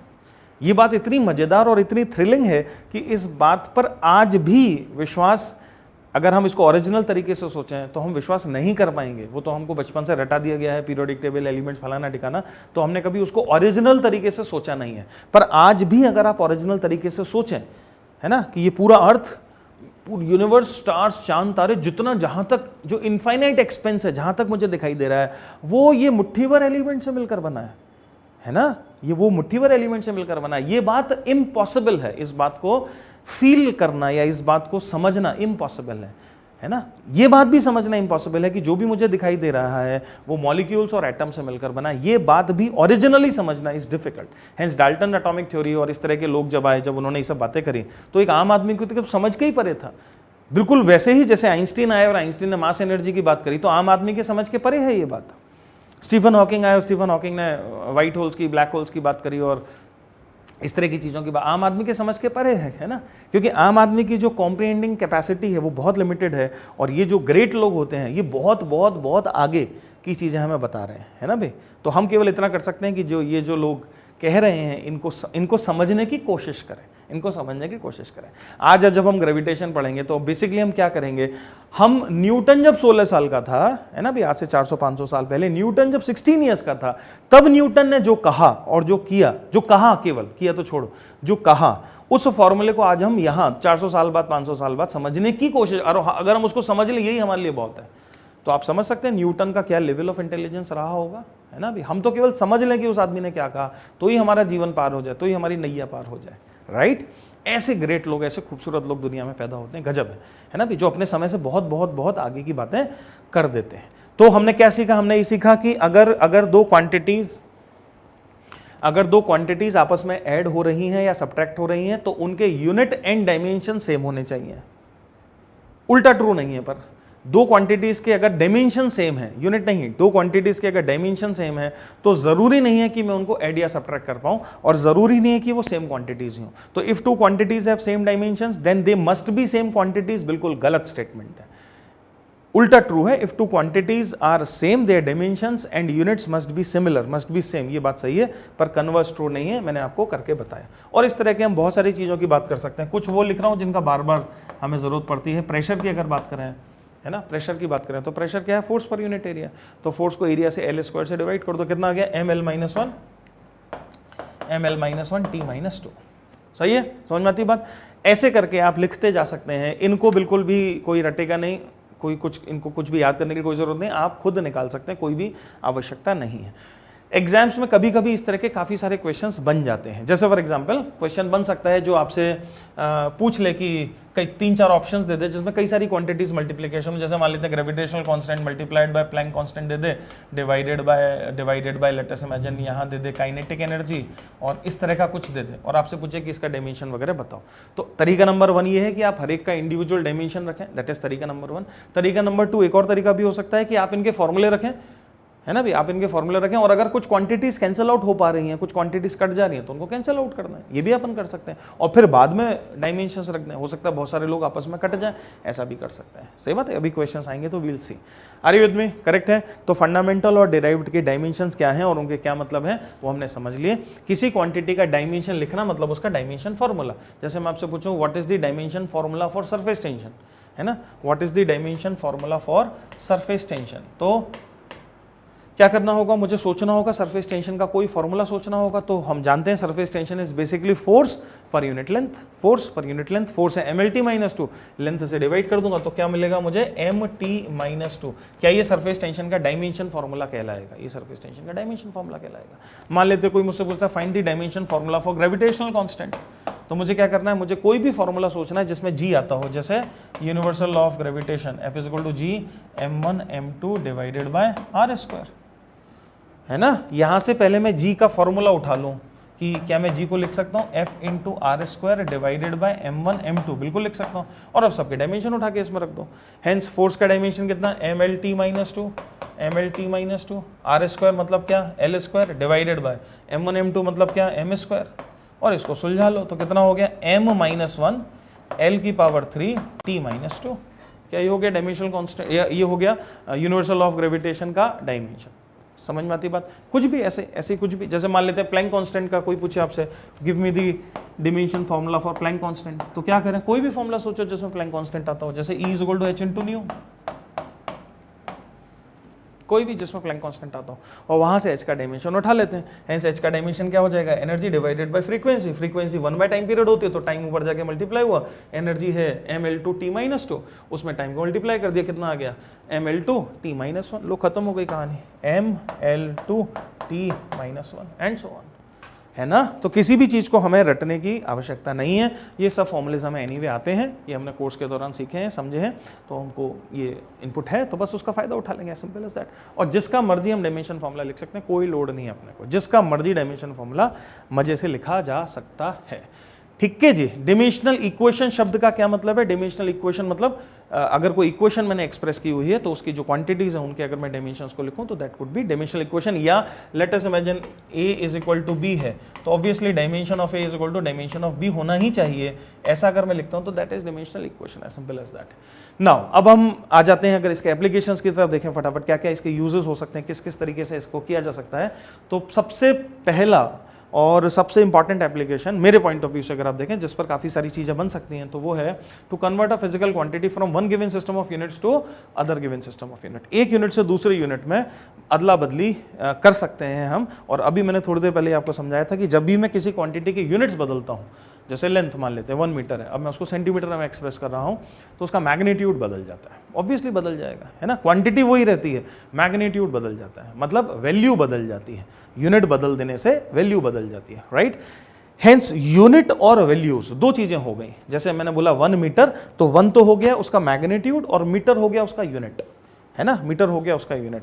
अब मैं अगर मीटर को सेंटीमीटर कर देता हूं, मिलीमीटर कर देता हूं, कुछ भी इस तरह का कर देता हूं, तो वो जो मैग्नीट्यूड है, magnitude keeps on changing, that will keep on changing, but still जो प्रोडक्ट होगा यूनिट का और मैग्नीट्यूड का, n को अगर मैं मैग्नीट्यूड बोलूं और u को अगर मैं यूनिट बोलूं, है ना, तो इन दोनों का जो प्रोडक्ट होगा आपस में, दैट विल रिमेन कांस्टेंट, वो कांस्टेंट की तरह बिहेव करेगा। दैट मीन्स मान लेते हैं अगर मेरे पास दो सिस्टम थे, एक 1 और 2, तो मैं एक इक्वेशन लिख सकता हूं, एक फॉर्मूला लिख सकता हूं, एक बात लिख सकता हूं, n1u1 must be equal to n2u2। बस इतना लिख दूं तो मुझे समझ में आ रहा है कि product of magnitude and unit will remain constant, product of magnitude and unit will remain constant. जैसे अगर मैं लिखता हूं 1 metre is equal to 100 centimetre, तो इसको n1u1 is equal to n2u2 की तरफ देखो। अगर मैं लिखता हूँ 1 metre is equal to 100 centimetre, तो that is basically n1u1 is equal to n2u2। इसको और हम टेक्निकल तरीके से करें, सो दैट इस आसान एग्जांपल से हम डिफिकल्ट एग्जांपल्स को भी समझ पाएं, उसकी तरफ चल सकें। तो जिस भी क्वांटिटी की आप बात करें, जैसे लेंथ की बात करें, और आपके पास दो सिस्टम ऑफ यूनिट्स हैं, लेट अस इमेजिन मेरे पास ये सिस्टम ऑफ यूनिट है 1 और मेरे पास ये दूसरा सिस्टम ऑफ यूनिट है 2, जो कि SI CGS भी हो सकते हैं या कोई हाइपोथेटिकल भी हो सकता है, दोनों तरह की चीजें बन सकती है ना भाई। तो जैसे फॉर एग्जांपल अभी मान लेते हैं कि मेरे पास system 1 is SI system and system 2 is CGS system, let us say, और मैंने किसी क्वांटिटी को मेजर किया, है ना भाई। तो उस क्वांटिटी के SI सिस्टम में जो डायमेंशंस थे, अगर मैं उसको L1 से, और CGS सिस्टम में जो डायमेंशंस हैं अगर उसको M2 से एक्सप्रेस कर रहा हूँ, मास को M1 से, इधर M2 से, टाइम को T1 से और इधर T2 से मान लेते हैं, मैं अगर एक्सप्रेस कर रहा हूँ, तो मैं चाहूँगा कन्वर्जन, मैं चाहूँगा कि एक यूनिट ऑफ सिस्टम से दूसरे यूनिट ऑफ सिस्टम में जो कन्वर्जन फैक्टर्स हैं वो मुझे पता चले। उसको पता करने के लिए मैं इस्तेमाल करने वाला हूँ n1u1 is equal to n2u2 का। जैसे फॉर एग्जांपल मैं आपको ये वाला रिलेशनशिप अभी निकाल कर दिखाता हूँ, ठीक है जी। तो सिस्टम 1 मेरा SI सिस्टम है और मान लेते हैं कि मैं 1 मीटर लेंथ की बात कर रहा हूँ, ठीक है। हेंस 1 इंटू डायमेंशंस, सिस्टम 1 के dimensions that is L1 is equal to, उधर में n2 इंटू सिस्टम 2 का dimension which is L2। Hence n2 की जो वैल्यू हो जाएगी that would be like 1 into L1 by L2। क्या आपको मेरी बात समझ में आ रही है? L1 को आपने कैसे मेजर करोगे? SI सिस्टम है तो L1 कैसे मेजर होगा? मीटर्स में मेजर होगा। और L2 कैसे मेजर होगा? सेंटीमीटर्स में मेजर होगा। हेंस जब मैं L1 बाय L2 का रेशियो रख रहा हूं तो L1 को 1 मीटर और L2 को 1 सेंटीमीटर रखूं तो ऑब्वियसली अब मैं इसको मीटर को सेंटीमीटर में कन्वर्ट करूं तो क्या ये वैल्यू 100 आ जाएगी। सही है। हेंस N1 को अगर मैंने 1 कर दिया that means 1 metre is equal to N2 को कितना वैल्यू आ रही है 100, तो 1 metre is equal to 100 centimetre का जो कन्वर्जन फैक्टर है वो कन्वर्जन फैक्टर हम यहाँ से डिड्यूस कर सकते हैं और ऐसा ही कन्वर्जन फैक्टर किसी भी दूसरी क्वांटिटीज का निकाल सकते हैं। जैसे फॉर एग्जांपल अभी हमने बात करी थी कि फोर्स का SI जो यूनिट है वो है न्यूटन और CGS यूनिट है वो है डाइन। दोनों का ऑब्वियसली एक आपस में म्यूचुअल रिलेशनशिप होगा, कन्वर्जन फैक्टर होगा, जो कि आप जरूर जानते होंगे, वो है 1 newton is equal to 10 to the power 5 dynes. कैसे वो आएगा, let us try to understand, किस तरीके से उसको निकाला जा सकता है, इसी से हम उसको समझने की कोशिश करते हैं। ठीक, तो क्या क्या चाहिएगा मुझे पहले तो चाहिए वो दोनों सिस्टम क्या क्या है ना भी, और उनमें फंडामेंटल जो क्वांटिटीज हो उनको किस किस तरीके से मेजर किया जा रहा है। ठीक है, जैसे फॉर एग्जांपल मेरा पहला सिस्टम अगर ऐसा ही है तो लेंथ को मीटर में, मास को केजी में और टाइम को सेकंड्स में अपन मेजर कर रहे हैं। सेकंड सिस्टम अगर मेरा CGS है, लेंथ को सेंटीमीटर में, मास को ग्राम्स में और टाइम को सेकेंड्स में अपन मेजर कर रहे हैं। ठीक, एक चीज ये हो गई। दूसरी चीज क्या है, किस क्वांटिटी के कन्वर्जन फैक्टर करने हैं। जैसे फॉर एग्जांपल मान लेते हैं मुझे फोर्स का कन्वर्जन फैक्टर करना है, फोर्स का कन्वर्जन फैक्टर करना है, तो मुझे फोर्स के जो डायमेंशन है MLT-2 उसको दिमाग में रखना होगा और मैं इक्वेशन लिखूंगा M1 into is equal to N2 into M2 L2 T2 minus 2। क्या आपको मेरी बात समझ में आई? ठीक है, system 1 is SI, system 2 is CGS, hence N2 is equal to N1 into क्या मिला मुझे M1 by M2 into L1 by L2 into T1 by T2 to the power -2। ठीक है, M1 क्या kg और M2 क्या ग्राम, हेंस मैंने kg को ग्राम में रखा तो 10 टू द पावर 3 का टर्म मुझे M1 बाय M2 से मिला। सिमिलरली L1 मीटर और L2 सेंटीमीटर, तो 10 टू द पावर 2 का टर्म मुझे मिला वहां से, और T1 T2 दोनों ही सेकेंड्स में, तो उधर से आया 1, सो 10 टू द पावर 5 बन गया वो, into N1 is equal to N2, hence N2 is equal to N1 into 10 to the power 5। इसका ये मतलब हुआ कि अगर मैं सिस्टम 1 में N1 मैग्नीट्यूड की बात करूं तो वो सिस्टम 2 में N1 into 10 to the power 5 बन जाएगा। फॉर एग्जाम्पल जैसे अगर 1 न्यूटन फोर्स की बात करूं तो 1 न्यूटन फोर्स CGS सिस्टम में 10 टू द पावर 5 डाइन्स बन जाएगा। तो हमें फोर्स का कन्वर्जन फैक्टर मिल गया कि 1 newton is equal to 10 to the power 5 dynes. 1 newton is equal to 10 to the power 5 dynes, right, correct है। सिमिलरली जूल और अर्ग का कन्वर्जन फैक्टर निकालते हैं, और अब हम इतना लिखेंगे भी नहीं, हम सीधे सीधे ओरल कर लेंगे, क्योंकि हमें समझ में आ रहा है कि फाइनली जो इक्वेशन है बनेगी वो इस फॉर्मेट की बनेगी, वो इस फॉर्मेट की बनेगी। दैट मीन्स दोनों के जो डायमेंशन है उनका रेशो रहेगा। तो फिर हम एनर्जी का यूनिट, एनर्जी का जो डायमेंशन है वो सोचें ML2T-2, इसी प्रकार का रेशो रहेगा ML2T-2। तो यहाँ एक पावर और आ जाएगी 2 की, तो 4 और 3 कितना हो गया 7। हेंस क्या मैं सीधे सीधे लिख सकता हूँ कि 1 joule is equal to 10 to the power 7 ergs. जानते हैं हम अपन अच्छे से, 1 joule is equal to 10 to the power 7 ergs. Generally SI जो यूनिट्स होते हैं वो बड़े होते हैं और CGS यूनिट्स छोटे होते हैं जनरली, है ना भाई। हेंस कन्वर्जन फैक्टर एक SI यूनिट में CGS के कई सारे मैग्नीट्यूड बनेंगे या कई सारे यूनिट्स बनेंगे, क्योंकि SI बड़ा सिस्टम है, CGS छोटा सिस्टम है। ऐसा रफली कहा जा सकता है, दो ही जनरलाइज स्टेटमेंट नहीं है, पर फिर भी अपन रफली इस तरह की बात कर सकते हैं। तो एक फिजिकल क्वांटिटी को एक सिस्टम से दूसरे सिस्टम में कन्वर्ट करने के लिए बहुत ही इफेक्टिव तरीके से हम इस N1U1 is equal to N2U2 exercise का इस्तेमाल कर सकते हैं, राइट। ये पहला और काफी इंपॉर्टेंट और काफी बड़ा यूज है, बहुत सारे क्वेश्चंस इस पर बन जाते हैं।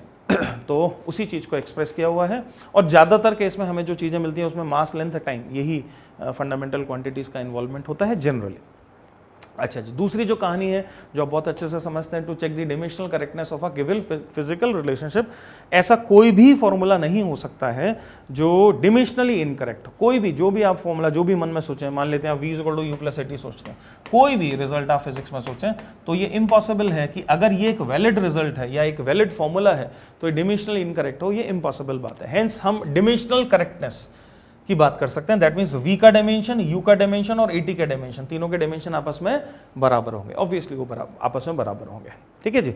अच्छा जी, एक काइनेमेटिक्स में एक एक्सप्रेशन, एक फॉर्मूला nth सेकंड में डिस्प्लेसमेंट का एक फॉर्मूला बनता है, S nth is equal to U + A/2 × 2t - 1।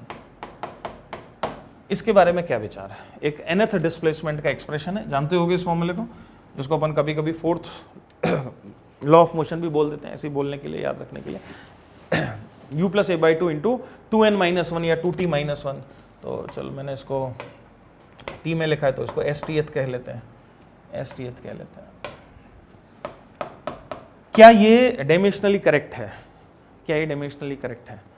इधर तो है डिस्प्लेसमेंट, है ना भाई, ये है u, ठीक है जी, और इधर a by two into 2t-1। कैसे जोड़ दिया इनको आपस में? क्या ये डायमेंशनली करेक्ट है? ये डायमेंशनली करेक्ट है, पर वो दिख क्यों नहीं रहा है फिर डायमेंशनली करेक्ट? वो इसलिए नहीं दिख रहा है क्योंकि एक्चुअली अगर आप इसके डेरिवेशन को देखें और समझें तो यहाँ u के साथ टाइम 1 सेकेंड का मल्टीप्लिकेशन हुआ था, एक टाइम का मल्टीप्लाइंग टर्म है 1 जो कि दिख नहीं रहा है, और ऐसे ही यहाँ भी एक टाइम का मल्टीप्लाइंग टर्म है 1 जो कि दिख नहीं रहा है क्योंकि वो 1 है, इस वजह से हट गया है, राइट। इसको कैसे हम डिराइव कर रहे हैं? टीएथ सेकेंड में कितना चला, है ना भाई, तो t सेकंड्स में कितना चला और t-1 सेकंड्स में कितना चला, दोनों को सब्ट्रैक्ट किया आपस में।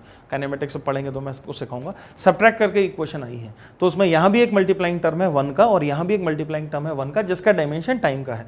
हेंस u इंटू 1 जब मैं करूंगा तो ऑब्वियसली ये l बन जाएगा, या कह लीजिए यूनिट वाइज मीटर बन जाएगा। और ऐसे ही एक्सेलरेशन है, ये टाइम है और एक टाइम का फैक्टर और है ना। हेंस भले ही आपको दिखे ना equation dimensionally correct, but still वो डायमेंशनली करेक्ट होगी। और इस तरह की कोई बात हो सकती है, एग्जांपल केवल इसलिए लिखा है कि पॉसिबिलिटी दिमाग में है, कभी कोई पैराग्राफ बेस्ड क्वेश्चन या इस तरह का कुछ आपसे पूछ ले तो आपको समझ में आना चाहिए कि हो सकता है कि कोई कांस्टेंट 1 हो जो मल्टीप्लाई हुआ हो, इस वजह से वो दिख नहीं रहा है, पर उसका जो यूनिट डायमेंशन है वो सेल्फ एडजस्ट कर गए। हेंस इम्पॉसिबल है ये बात कि कोई डायमेंशनली कोई वैलिड इक्वेशन हो और वो डायमेंशनली इनकरेक्ट हो। अच्छा जी, तीसरा यूज है to derive relationship between different physical quantities. इस पर भी काफी सारी चीजें बनती हैं। क्वेश्चन आपसे कह देगा कि एक क्वांटिटी है कोई फलानी, वो दूसरे लोगों पर इस तरह से डिपेंडेंट है, अब बता दीजिए कि इनका आपस में म्यूचुअल क्या रिलेशनशिप होगा। तो क्या करते हैं वो आप अच्छे से समझते हैं कि जैसे फॉर एग्जाम्पल मान लेते हैं कि मैं आपसे कहता हूँ कि टाइम पीरियड है सिंपल पेंडुलम का, एंड एक्सपेरिमेंटली मैंने ये पाया कि time period is dependent on mass of the bob, it is dependent on length, it is dependent on acceleration due to gravity. Now you find out via dimension analysis, formula निकाल दो ना, तो बहुत ही common type situation. तो हम क्या करेंगे, हम मान लेंगे कि let us imagine time period का एक फॉर्मूला है। Let us imagine time period is equal to some constant dimensionless constant into m to the power a, l to the power b and g to the power c। And let us imagine if this equation is a correct और valid equation, तो इसके dimensions दोनों तरफ से equate कर देंगे। Time का dimension तो t है ही, ये c एक डायमेंशनलेस कांस्टेंट है। c क्या है? c एक ऐसा कांस्टेंट है जिसका कोई डायमेंशन नहीं है, डायमेंशनलेस कांस्टेंट, और यही एक्चुअली इसका ड्रॉबैक भी है। तो ये बन गया m to the power a, वो हो गया l to the power b और lt-2 to the power c। इकट्ठा कर लिया सभी टर्म्स को, तो देखो मुझे क्या मिला, मुझे मिला m to the power a, l to the power b plus c and t to the power of -2c, और इधर है t, राइट। इधर तो मास और लेंथ के टर्म्स है ही नहीं, तो जो लोग नहीं हैं ऑब्वियसली उनकी पावर क्या होगी? 0। तो क्या हम इसको इस तरह से देखें? इस वजह से हम ऐसा भी कह सकते हैं कि किसी भी फंडामेंटल क्वांटिटी का, किसी भी फंडामेंटल क्वांटिटी में दूसरी फंडामेंटल क्वांटिटीज की जो पावर होती है वो 0 होती है। जैसे लेंथ को आप एक्सप्रेस कर रहे हो L ऐसे, तो अंडरस्टूड सी बात है कि बाकी जो फंडामेंटल क्वांटिटीज हैं उनकी क्या पावर है, उसमें उनकी क्या पावर है? 0। हेंस ये भी एक तरीका है जिस तरीके से बेस क्वांटिटी या फंडामेंटल क्वांटिटीज को डिफाइन किया जाता है कि बेस क्वांटिटीज या फंडामेंटल क्वांटिटीज वो होती हैं जिनके डिमेंशन में दूसरी फंडामेंटल क्वांटिटीज की, उनको छोड़ के दूसरी फंडामेंटल क्वांटिटीज की या बेस क्वांटिटीज की पावर 0 होती है ना भाई। खैर इक्वेट कर देते हैं। तो ऑब्वियसली चूंकि ये सब फंडामेंटल हैं तो मास से, लेंथ से और टाइम से इक्वेट होगा। तो अपने को दिख रहा है a बराबर 0, l to the power b plus c है तो b plus c is equal to 0, और t to the power -2c है तो -2c is equal to 1, right. तो c आ गया कितना? c का वैल्यू आ गया -1/2, b का वैल्यू कितना आ गया? -c विच इज 1/2, b का वैल्यू आ गया 1/2 और a का वैल्यू आ गया 0। क्या करेंगे? आखिरी काम क्या करेंगे? इसको उठा के इसमें डाल देंगे, इसको उठा के इसमें सब्स्टिट्यूट कर देंगे। हेंस वो जो टाइम पीरियड था उसका एक्सप्रेशन अब हम लिखेंगे c into m to the power a, मतलब खत्म हो गया, वो तो पावर 0 है, l to the power b मतलब कितना हो गया? रूट ओवर l, और g to the power -c, g to the power c मतलब -1/2। तो basically root L by G, जो कि आप बहुत अच्छे से जानते भी हैं कि हमारा जो एक्चुअल एक्सप्रेशन है वो T is equal to 2 pi root L by G. Hence वो जो डायमेंशनलेस कांस्टेंट है सी, उसका वैल्यू एक्सपेरिमेंट करने से मुझे पता चलेगा 2 पाई, और यही डायमेंशन एनालिसिस के थ्रू फॉर्मूला अगर निकाल रहे हैं तो उसकी सबसे बड़ी कमी भी है कि वो जो डायमेंशनलेस नंबर्स हैं वो डायमेंशनलेस नंबर्स हमें मिल नहीं पाएंगे। इस वजह से हमको कोई बहुत ज़्यादा फायदा नहीं है। देखने में ऐसा लगता है कि वाह हमारे हाथ तो कोई नूर हीरा लग गया, अब तो हम जो चाहे फॉर्मूला निकाल सकते हैं, है ना भाई। जैसे मैं चाहूँ तो आइंस्टीन का E is equal to MC square भी प्रूव कर सकता हूँ, डायमेंशनली तो करेक्ट ही है भाई। E is equal to MC square की बात करो या kinetic energy equal half MV square की बात करो, डायमेंशनली तो दोनों में ही ये हो रहा है ना कि मास और वेलोसिटी का स्क्वायर आपस में मल्टीप्लाई हो रहा है। तो हम चाहें तो E is equal to MC square prove कर सकते हैं। तो देखने में ऐसा लगता है कि ये एक ऐसा टूल है जिससे अब हम बाकी जितनी भी चीज़ें हैं जो रह गई, जो किसी ने नहीं खोजी है, वो हम खोज लेंगे। पर ये एक फॉल्टी आर्ग्यूमेंट है, इसका कोई भी एज सच ओरिजिनल यूज नहीं है, इससे कोई एज सच कोई बहुत बेनिफिट नहीं है। इसका केवल इतना इस्तेमाल है कि आपसे छोटे मोटे क्वेश्चंस पूछ के बस आपकी एक्सरसाइज कराई जा सकती है। इसका कोई एज सच फिजिक्स में उसका कोई बहुत ज़्यादा उपयोग नहीं है। ठीक है जी। अच्छा जी, फिर कुछ क्वांटिटीज़ ऐसी हैं जो बहुत बार बार हमारे सामने आती हैं, जिनके डायमेंशंस वगैरह हमें पता होने चाहिए, जिसमें से बहुत सारे लोगों के डायमेंशन है ही नहीं, जिनको अपन डायमेंशनलेस भी बोल सकते हैं। डायमेंशनलेस, उनको थोड़ा सा समझ लेते हैं। Dimensionless quantities. अच्छा, पहला क्वेश्चन मुझे जवाब दें। डायमेंशनलेस ऑब्वियसली कोई क्वांटिटी अगर होगी तो वो तभी होगी जब किसी चीज के रेशो से बन रही होगी। जैसे फॉर एग्जांपल अगर मैं एंगल की डेफिनेशन आपसे पूछूं कि एंगल होता क्या है, तो एंगल का क्या डेफिनेशन है? Angle is basically arc divided by radius. Arc divided by radius. Arc भी लेंथ जैसा है, रेडियस भी लेंथ जैसा है, हेंस क्या कट जाएंगे दोनों के डायमेंशंस। हेंस अगर कोई मुझसे पूछे what is the dimension of angle, angle का क्या डायमेंशन है, तो आप क्या जवाब दोगे? एंगल का डायमेंशन कुछ भी नहीं है, एंगल एक डायमेंशनलेस क्वांटिटी है ना, एंगल एक डायमेंशनलेस क्वांटिटी। तो पर एंगल का यूनिट तो होता है, एंगल का यूनिट तो होता है, और एंगल के तो खूब सारे यूनिट होते हैं ना भी। एंगल की तो बड़ी मजेदार कहानी है, रेडियन भी है और डिग्रीज भी है, और डिग्रीज को भी फर्दर तोड़ सकते हैं। तो क्या किसी डायमेंशनलेस क्वांटिटी के यूनिट हो सकते हैं? बिल्कुल हो सकते हैं, क्योंकि यूनिट जो है वो यूजफुलनेस पर बेस्ड है। यूनिट एक नाम जैसा है ना। अगर कोई क्वांटिटी यूजफुल है तो उसका यूनिट है, अगर कोई क्वांटिटी यूजफुल नहीं है तो हमने उसका कोई सेपरेट यूनिट दिया ही नहीं। बहुत सारी क्वांटिटी है जिनके हमने उस तरह से यूनिट नहीं डिफाइन किया, या कंपोजिट यूनिट को एक नाम दे देते हैं। जैसे for example magnetic flux upon weber बोलते हैं, पर इलेक्ट्रिक फ्लक्स के साथ हमने सौतेला वेबर कर दिया, इलेक्ट्रिक फ्लक्स को कोई यूनिट दिया ही नहीं उस तरह का, पर मैग्नेटिक फ्लक्स को एक यूनिट दे दिया मैंने वेबर। क्यों किया भाई ऐसा? मैग्नेटिक फ्लक्स एक इंपॉर्टेंट क्वांटिटी है ना, मैग्नेटिक फ्लक्स इंपॉर्टेंट क्वांटिटी है। तो जो इंपॉर्टेंट क्वांटिटीज होंगे जो बार बार मेरे सामने आएंगे तो ऑब्वियसली वो काफी ज्यादा मीनिंगफुल हो जाएंगे, हेंस हम उनको यूनिट प्रदान करेंगे। तो एंगल को यूनिट ऑब्वियसली मैंने दे रखा है, और एंगल एक डायमेंशनलेस क्वांटिटी है। हेंस क्या ऐसा हो सकता है कि किसी डायमेंशनलेस क्वांटिटी के यूनिट हो? उल्टा भी हो सकता है। क्या ऐसा हो सकता है कि किसी यूनिटलेस क्वांटिटी के डायमेंशंस हो? क्या ऐसा हो सकता है कि किसी यूनिटलेस क्वांटिटी के डायमेंशन हो? ऐसा नहीं हो सकता है। That means unitless quantities by default dimensionless होंगी, पर dimensionless quantities by default unitless हो ऐसा मैंडेटरी नहीं है, ऐसा जरूरी नहीं है। हो भी सकती है, नहीं भी हो सकती है, ओपन एंडेड सिचुएशन है। क्या मेरी बात समझ पा रहे हैं? क्या आप मुझे कोई एक ऐसी क्वांटिटी बता सकते हैं जो डायमेंशनलेस भी है और यूनिटलेस भी है, जिसका ना डायमेंशन ना नहीं, बेचारा सबसे अभागा, ना डायमेंशन ना यूनिट? बहुत सारे लोग हो सकते हैं। रिलेटिव डेंसिटी, ना डायमेंशन ना यूनिट, उतना इंपॉर्टेंट नहीं है, उतना इंपॉर्टेंट नहीं है ना भाई। ना डायमेंशन है ना यूनिट है, उतना इंपॉर्टेंट नहीं है। तो डायमेंशनलेस और यूनिटलेस दो अलग अलग बातें हैं, दोनों एक दूसरे को करस्पॉन्ड कर जाएं जरूरी नहीं है। Unitless corresponds to dimensionless. Unitless अगर कोई है, यूनिटलेस अगर कोई है तो वो मस्ट कंपल्सरली डायमेंशनलेस भी होगा, डायमेंशनलेस भी होगा। पर अगर कोई डायमेंशनलेस है, डायमेंशनलेस, तो फिर मे बी शब्द आएगा, मे बी यूनिटलेस हो, मे नॉट बी यूनिटलेस हो। ठीक है। अच्छा जी, इसके अलावा कुछ मैथमेटिकल फंक्शंस हैं, उनको भी समझ लेना जरूरी है। जैसे किसी भी क्वांटिटी, चाहे उसका डायमेंशन हो, यूनिट हो या ना हो, कि अगर मैं पावर की बात करूं, है ना, किसी भी चीज की पावर चढ़ा दूं, तो क्या वो पावर हमेशा ही नंबर होगा? क्या पावर में यूनिट जैसी कोई चीज नहीं हो सकती? जैसे अगर मैं बोर्ड पर लिखूं 2 to the power of 3 metre, तो क्या इसका कोई भी मतलब निकल रहा है? क्या इसका कोई भी मतलब निकल रहा है? पर मैं लिखूं 3 मीटर की पावर 2, तो ये एक मीनिंगफुल ऑपरेशन हो सकता है ना। बट 2 की पावर 3 मीटर एक बिल्कुल ही मीनिंगलेस बात है। हेंस जो पावर होगी राइट, वो हमेशा ही डायमेंशनलेस क्वांटिटी होगी। पावर ऑफ एनीथिंग, चाहे जिसकी पावर की मैं बात कर रहा हूं उसके खुद के डायमेंशन है या नहीं है, power is always dimensionless. Power is always dimension less, है ना, power is always dimensionless, power हमेशा ही डायमेंशनलेस होगी।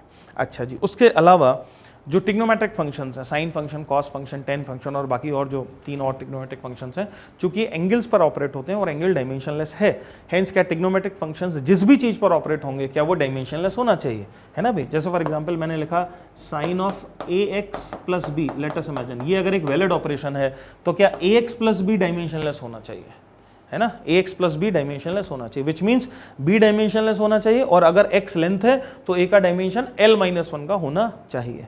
तो ट्रिग्नोमेट्रिक ऑपरेशंस जो होते हैं वो डायमेंशनलेस चीजों पर होते हैं एक बात, और उन ऑपरेशन का जो रिजल्ट आता है वो खुद भी डायमेंशनलेस है।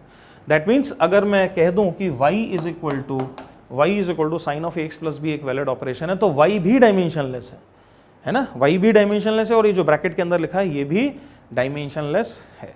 क्या हम बात को समझ पा रहे हैं, ठीक है। हेंस ट्रिग्नोमेट्रिक ऑपरेशंस जिन चीज़ों पर होंगे वो डायमेंशनलेस क्वांटिटीज होंगी, वो डायमेंशनलेस क्वांटिटीज होंगी। अच्छा जी, मान लेते हैं कि इक्वेशन है y is equal to E to the power of ax, imagine करो एक इक्वेशन है y is equal to E to the power of ax, तो obviously E to the power of ax ये जो पावर है ये dimensionless होनी चाहिए, तो जो ax लिखा हुआ है ये डायमेंशनलेस होना चाहिए। इतना समझ में अपने को आ गया, अपन ने समझ लिया पावर डायमेंशनलेस है। इसका नेचुरल लॉग ले लेते हैं, हेंस अपने को क्या मिलेगा, अपने को मिलेगा log base E Y which is log Y is equal to उधर में क्या ax, वो लॉग ई 1 हो जाएगा, राइट। तो log to the base E Y is equal to ax।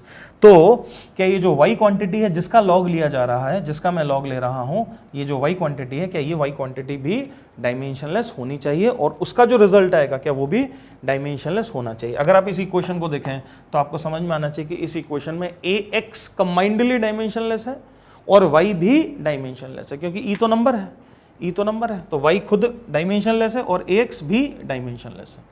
तो कभी कभी इन चीज़ों की भी हमको ज़रूरत वगैरह वगैरह पड़ जाती है, ठीक है भाई। तो ये सारी डायमेंशन की राम कहानी, सारी चीज़ें। अब आ जाते हैं डायमेंशनलेस की लिमिटेशंस को देख लेते हैं, क्योंकि कोई भी चीज़ जो होती है उसमें ऑब्वियसली लिमिटेशंस होती हैं और एज एन इंटेलिजेंट स्टूडेंट अपने को लिमिटेशंस भी समझ में आनी चाहिए। तो फटाफट से देख लेते हैं। In mechanics the formula for a physical quantity depending upon more than 3 physical quantities can not be derived, it can only be checked. That means basic बात जो हुई वो ये कि आपके पास ले दे के जो क्वांटिटीज है वो 5 हैं, बाकी जो 2 हैं मोल और ल्यूमिनस इंटेंसिटी वो तो वैसे ही किसी काम की नहीं है। तो मेन मुद्दे की जो क्वांटिटी है वो है 5, उसमें भी करंट और टेम्परेचर है ना भी। मैकेनिक्स की अगर बात करें तो करंट भी कहीं नहीं आएगा पिक्चर में, टेम्परेचर भी नहीं आएगा। तो मैकेनिक्स में ले दे के 3 ही क्वांटिटीज बची, एम, एल और टी। और अगर मान लेते हैं मुझे फॉर्मूला डिराइव करना है, इस तरह का कुछ भी करना है, और अगर 3 से ज़्यादा लोगों पर डिपेंडेंसी हो गई तो इक्वेशन बनेंगी कम, वेरिएबल होंगे ज़्यादा, सॉल्व कैसे करोगे, राइट। तो मैंने आपसे पहले ही कहा कि कोई बहुत ज़्यादा हमें ऐसी कोई बहुत ज़्यादा कोहिनूर चीज़ नहीं मिल गई है ऐसा हो जाने से। This method can be use only if the dependency is of multiplication type. Obviously this formula containing exponential, trigonometric, logarithmic functions वगैरह वगैरह can not be derived by these methods. तो बहुत ही बेसिक अगर डिपेंडेंसी हो तो ही डायमेंशन से हम कोई नया फॉर्मूला निकाल पाएंगे। दैट मीन्स प्रैक्टिकली हम इसका कोई फायदा नहीं उठा पाएंगे, है ना, क्योंकि उतनी बेसिक चीज़ें ऑलरेडी ढूंढी जा चुकी है पहले ही। अच्छा जी, the relationship derive from this method gives no information about dimensionless constant. बता दिया मैंने आपको, जो डायमेंशनलेस हैं उनका तो हम कुछ कर ही नहीं पाएंगे क्योंकि हम कर ही रहे हैं dimension analysis. If dimensions are given physical quantity may not be unique as many physical quantities have the same dimensions. ये भी हमने समझ लिया कि सेम डायमेंशन हो जाने से क्वांटिटी सेम हो जाए ऐसा ज़रूरी नहीं है, ऐसा बिल्कुल ज़रूरी नहीं है। और स्केलर और वेक्टर के बारे में ऑब्वियसली डायमेंशन हमें कोई भी इंफॉर्मेशन या जानकारी नहीं दे रहा है, तो वो हम अलग से पढ़ेंगे। तो ये हमने पूरी थ्योरी को फटाफट डायमेंशंस की देखा। अब कुछ क्वेश्चंस देखते हैं इस पर, किस तरह की चीज़ें हमसे पूछी जाती हैं। तो कुछ क्वेश्चंस को देखते हैं और उनको समझने की कोशिश करते हैं। इसमें कुछ पुराने आए हुए क्वेश्चंस भी होंगे, कुछ अच्छे क्वेश्चंस भी होंगे। तो आइए फटाफट से क्वेश्चंस को देखते हैं। तो आ जाओ फटाफट से क्वेश्चंस में बढ़ जाते हैं। मेरे साथ साथ करना है आपने, और तरीका जो है वो ये है कि क्वेश्चन फ्लैश होगा बोर्ड पर, आपने उसको सॉल्व करना है। आप वीडियो को पॉज कर सकते हैं, इजी है तो हाथ के हाथ भी कर सकते हैं, और अगर लग रहा है थोड़ा सा समय तो कॉपी पेन लेकर बैठिए, वीडियो को रोकिए, पहले आप सॉल्व करिए, फिर उसके बाद जो मैं आंसर दे रहा हूँ, सोल्यूशन दे रहा हूँ, उसको देखिए फटाफट अकॉर्डिंगली चले। तो जो भी हमने थ्योरी सीखी है, जो भी हमने पढ़ा है, अभी तुरंत की तुरंत ही हम उस पर क्वेश्चन करके उसको पक्का कर लेंगे, और फिर उसके बाद आपको केवल प्रैक्टिस और करने की रह जाएगी, है ना भाई। तो मेजर काम आपका इससे हो जाएगा।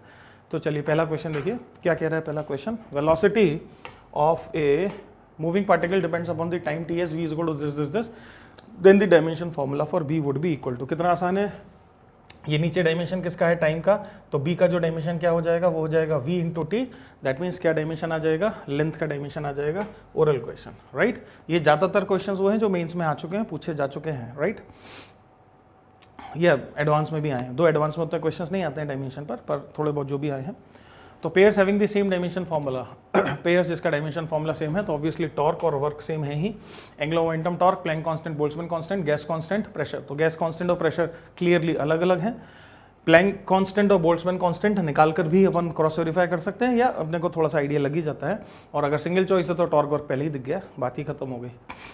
Force, time, velocity are treated as fundamental quantities, then the dimensional formula for energy would be equal to. तो क्या करें, एनर्जी का क्या डायमेंशन होता है, mL/T-2 is equal to force, time और वेलोसिटी, है ना भाई। तो फोर्स mL/T-2 की पावर a ले ली मैंने, और दूसरी चीज़ क्या है, टाइम, तो टाइम की पावर मैंने b ले ली, और तीसरी चीज़ क्या है, वेलोसिटी, दैट मीन्स L/T-1 की पावर c ले ली, और दोनों तरफ डायमेंशनल एनालिसिस लगा दिया। तो देखो जरा, मास की पावर कितनी आ गई, a, l की पावर कितनी बन गई, a प्लस c, और t की पावर कितनी हो गई, -2a plus b, -2a plus का b माइनस का c, और इस तरफ है ही mL/T-2। ईजी चीज़ से शुरू करेंगे। a की वैल्यू आ गई 1, ठीक है, a प्लस c है 2, तो c की वैल्यू भी आ गई 1, और -2a plus b minus c की वैल्यू है -2, तो -2a मतलब -2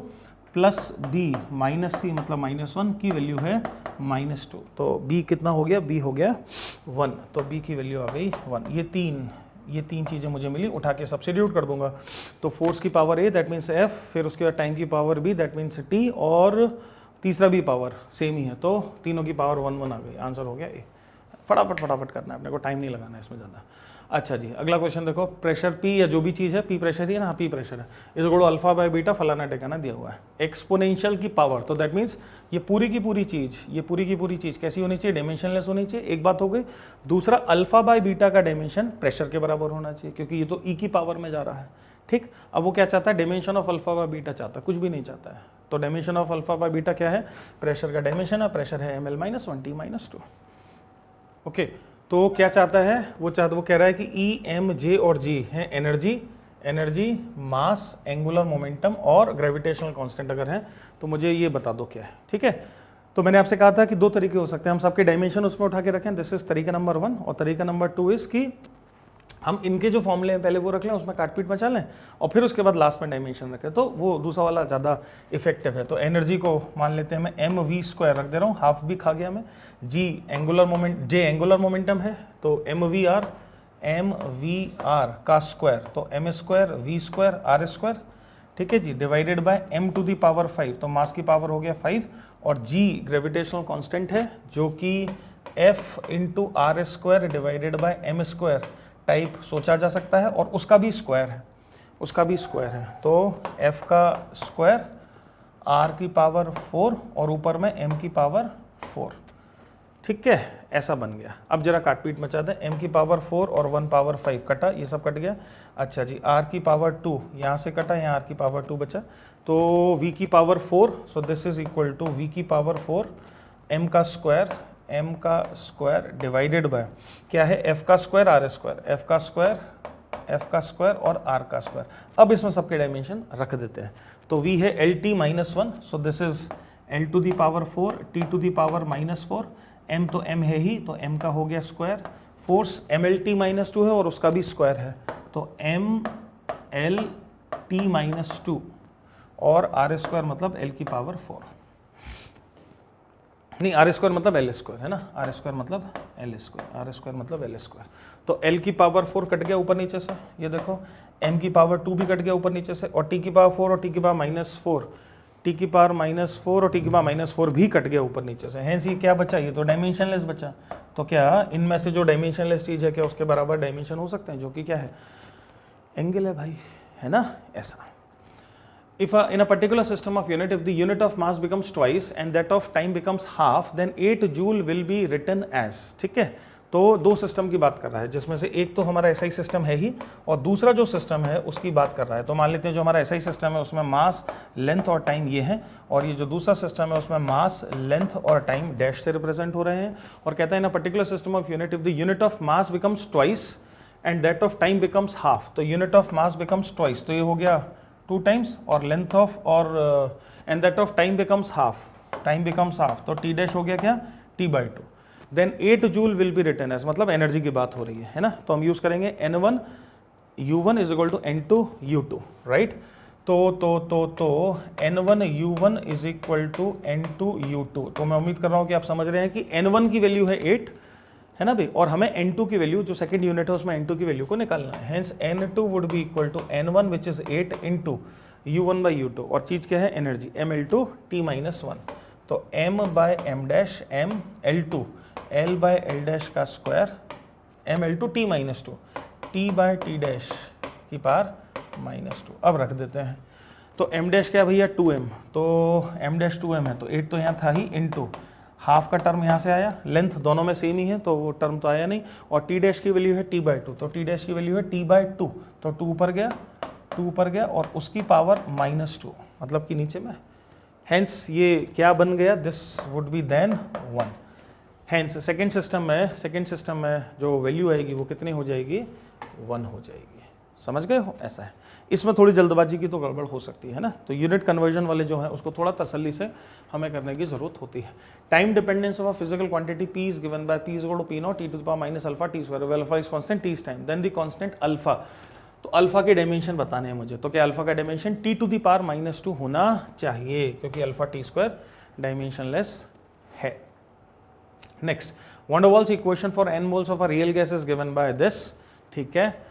क्या चाहता है, which of the following has the same dimensions as that of PV, है ना, तो PV के जैसे डायमेंशंस किसके होंगे, तो PV के जैसे डायमेंशंस ऑब्वियसली NRT के तो होंगे ही होंगे, है ना, तो PV के NRT के तो डायमेंशंस होंगे। सिंगल चॉइस क्वेश्चन तो वहीं के वहीं खत्म हो जाता है। बाकी को अगर चेक करना है तो देखो B का डायमेंशन क्या होगा, N तो नंबर ऑफ मोल्स जैसा है, तो B का जो डायमेंशन है वो क्या V जैसा होगा, और उधर n स्क्वायर A/V², तो A का जो डायमेंशन है वो PV² जैसा होगा। तो बाकी ऑप्शंस भी अपन क्रॉस चेक कर सकते हैं चाहे तो। In a given system of units, 1 unit of mass is 2 kg, 1 unit of length is 5 meter and 1 unit of time is 5 second, then in this system 1 Newton represent। तो फिर क्या करना है, कन्वर्जन ऑफ यूनिट करना है ना भाई। System 1 system 2 दो लोग हो गए, सिस्टम 1 तो मेरा SI सिस्टम हो गया, और जो सिस्टम 2 है वो हो गया जो वो बता रहा है, और कन्वर्ट किसको करना है, फोर्स को करना है, ठीक है। तो मैं अब सीधे लिख रहा हूँ N2 is equal to N1 into क्या चीज़ है, फोर्स, ML T-2, तो M1 by M2 into L1 by L2 ML T-2 into T1 by T2 to the power -2, ठीक। क्या उसने बोला, in a given system of unit 1 unit of mass is 2 kg, hence अगर M1 1 kg है तो M2 is 2 kg, तो यहाँ आ गया कितना 1/2 का टर्म, समझ रहे हो, into 1 unit of length is 5 metre, तो L1 अगर 1 मीटर है तो L2 5 मीटर है, तो यहाँ आ गया 1/5 का टर्म। अच्छा जी, और 1 unit of time is 5 second, that means T1 अगर 1 सेकेंड है तो T2 की वैल्यू 5 सेकेंड है, तो 1/5 into 1/5 to the power -2। N2 is equal to N1 को मैंने कर दिया 1, तो देखो 1/5 की पावर -2 ऊपर चला गया, कितना आ गया 5/2 विच इज दिस, तो राइट आंसर आ गया हमारा 5/2 units of force, right. The dimension of A/B in the equation A - T² BX where P is pressure वगैरह वगैरह वगैरह। तो A का डायमेंशन क्या है, A का डायमेंशन तो है T² का, तो A का डायमेंशन तो हो गया भैया T², है ना, और B का डायमेंशन क्या है तो क्या B का जो डायमेंशन होगा, यहाँ से अगर आप देखें तो क्या B का जो डायमेंशन होगा, क्या B का डायमेंशन होगा T² divided by T⁻² divided by PX, P और X, ऐसे लिख सकते हैं क्या, ऐसे लिख सकते हैं। अपने को क्या चाहिए, अपने को चाहिए A/B, तो A तो ये है ही, और B है T² PX, तो ये तो कट गया आपस में, केवल P × X बचा, P है प्रेशर, है ना, तो प्रेशर क्या M L-1 T-2, उसको L से मल्टीप्लाई किया तो क्या बचा MT-2, हेंस आंसर आ गया MT-2। सही है, ऐसे फटाफट कर सकते हैं, करते जा सकते हैं, बिल्कुल करते जा सकते हैं।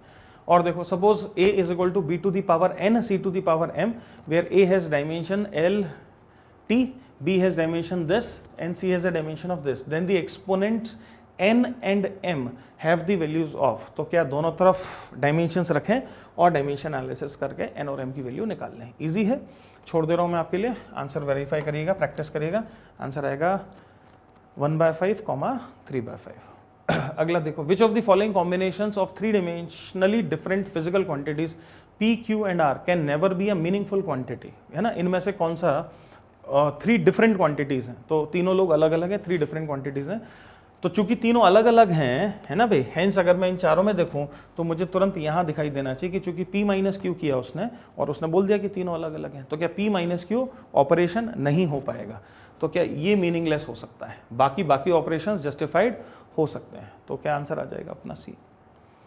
During a short interval of time, the speed v of an automobile is given by this expression, then the units of a and b would be, तो बड़ा आसान है, a का यूनिट क्या हो जाएगा, lt minus 1 divided by t to the power 2, मतलब lt minus 3, है ना भाई, that means metre per second cube, ये रहा मीटर पर सेकेंड क्यूब, और ऐसे ही दूसरे वाले भाई सब भी अपन बहुत आराम से निकाल सकते हैं।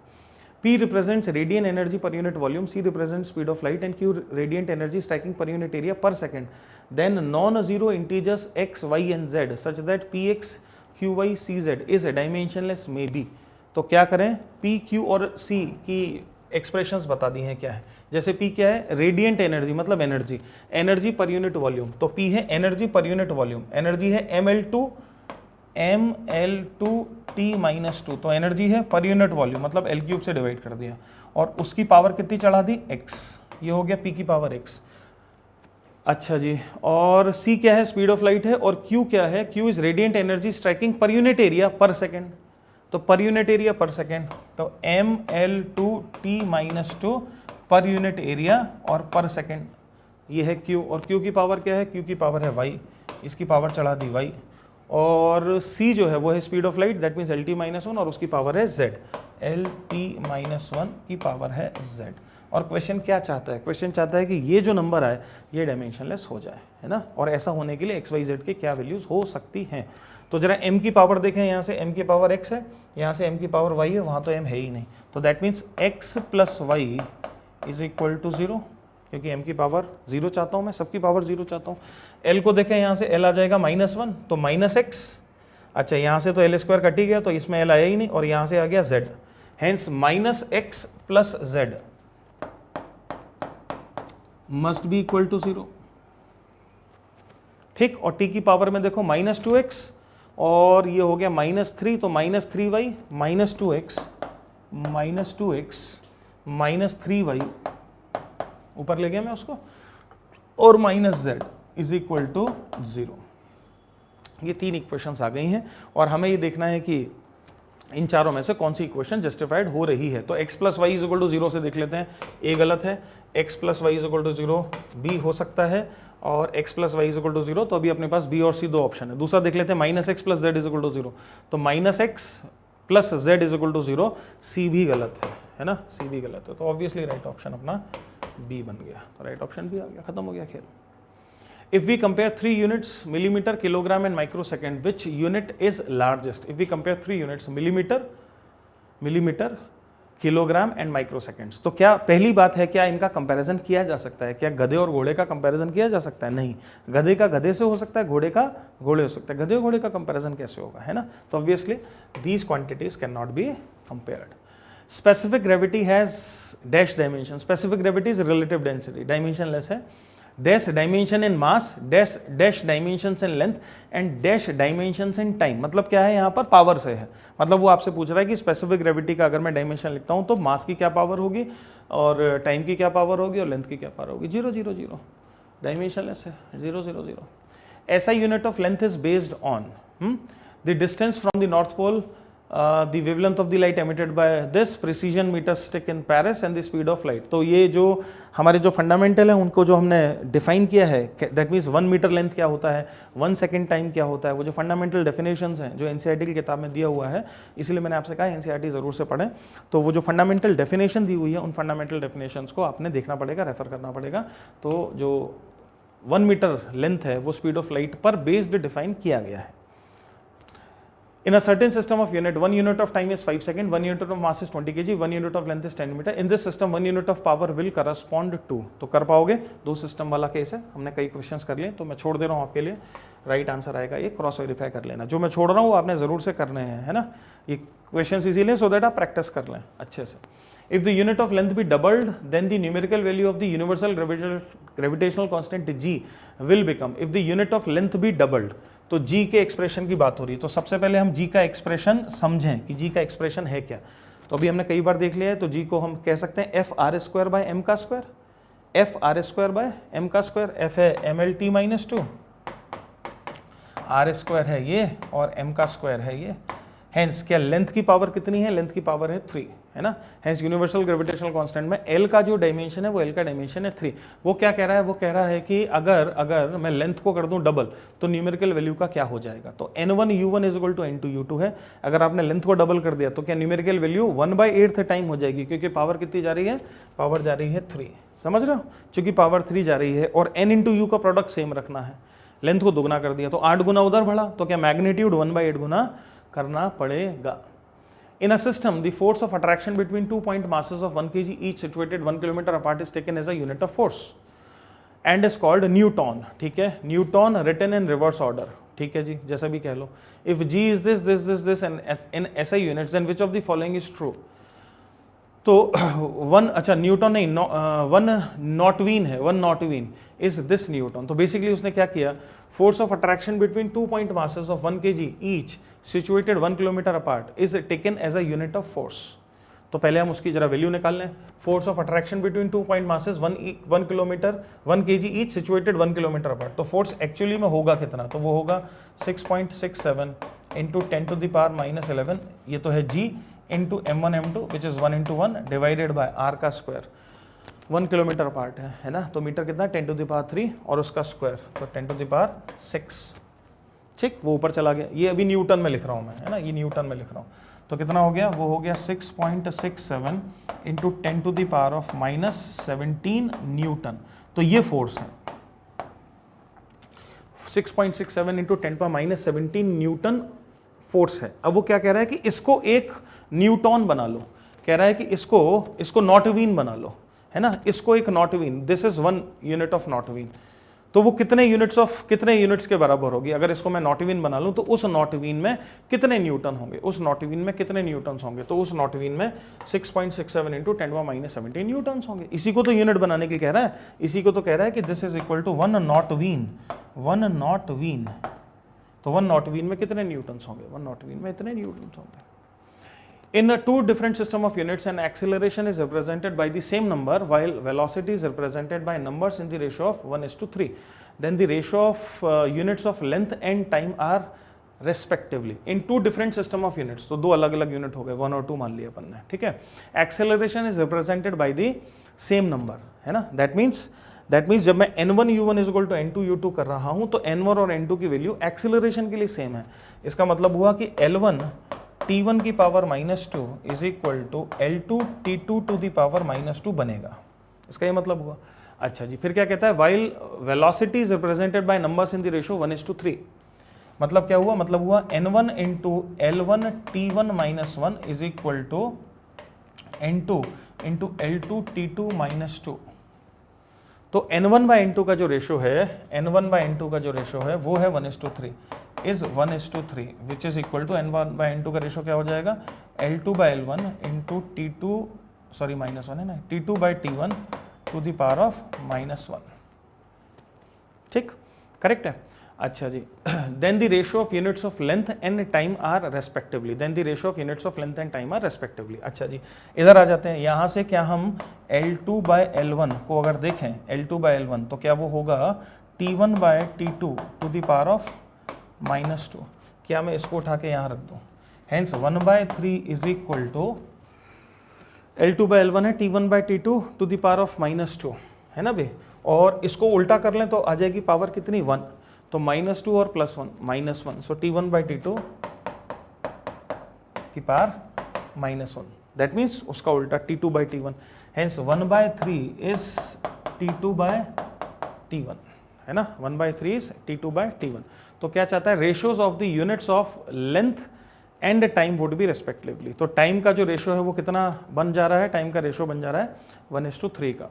तो बस इतने से ही हमारा काम चल जाएगा, राइट।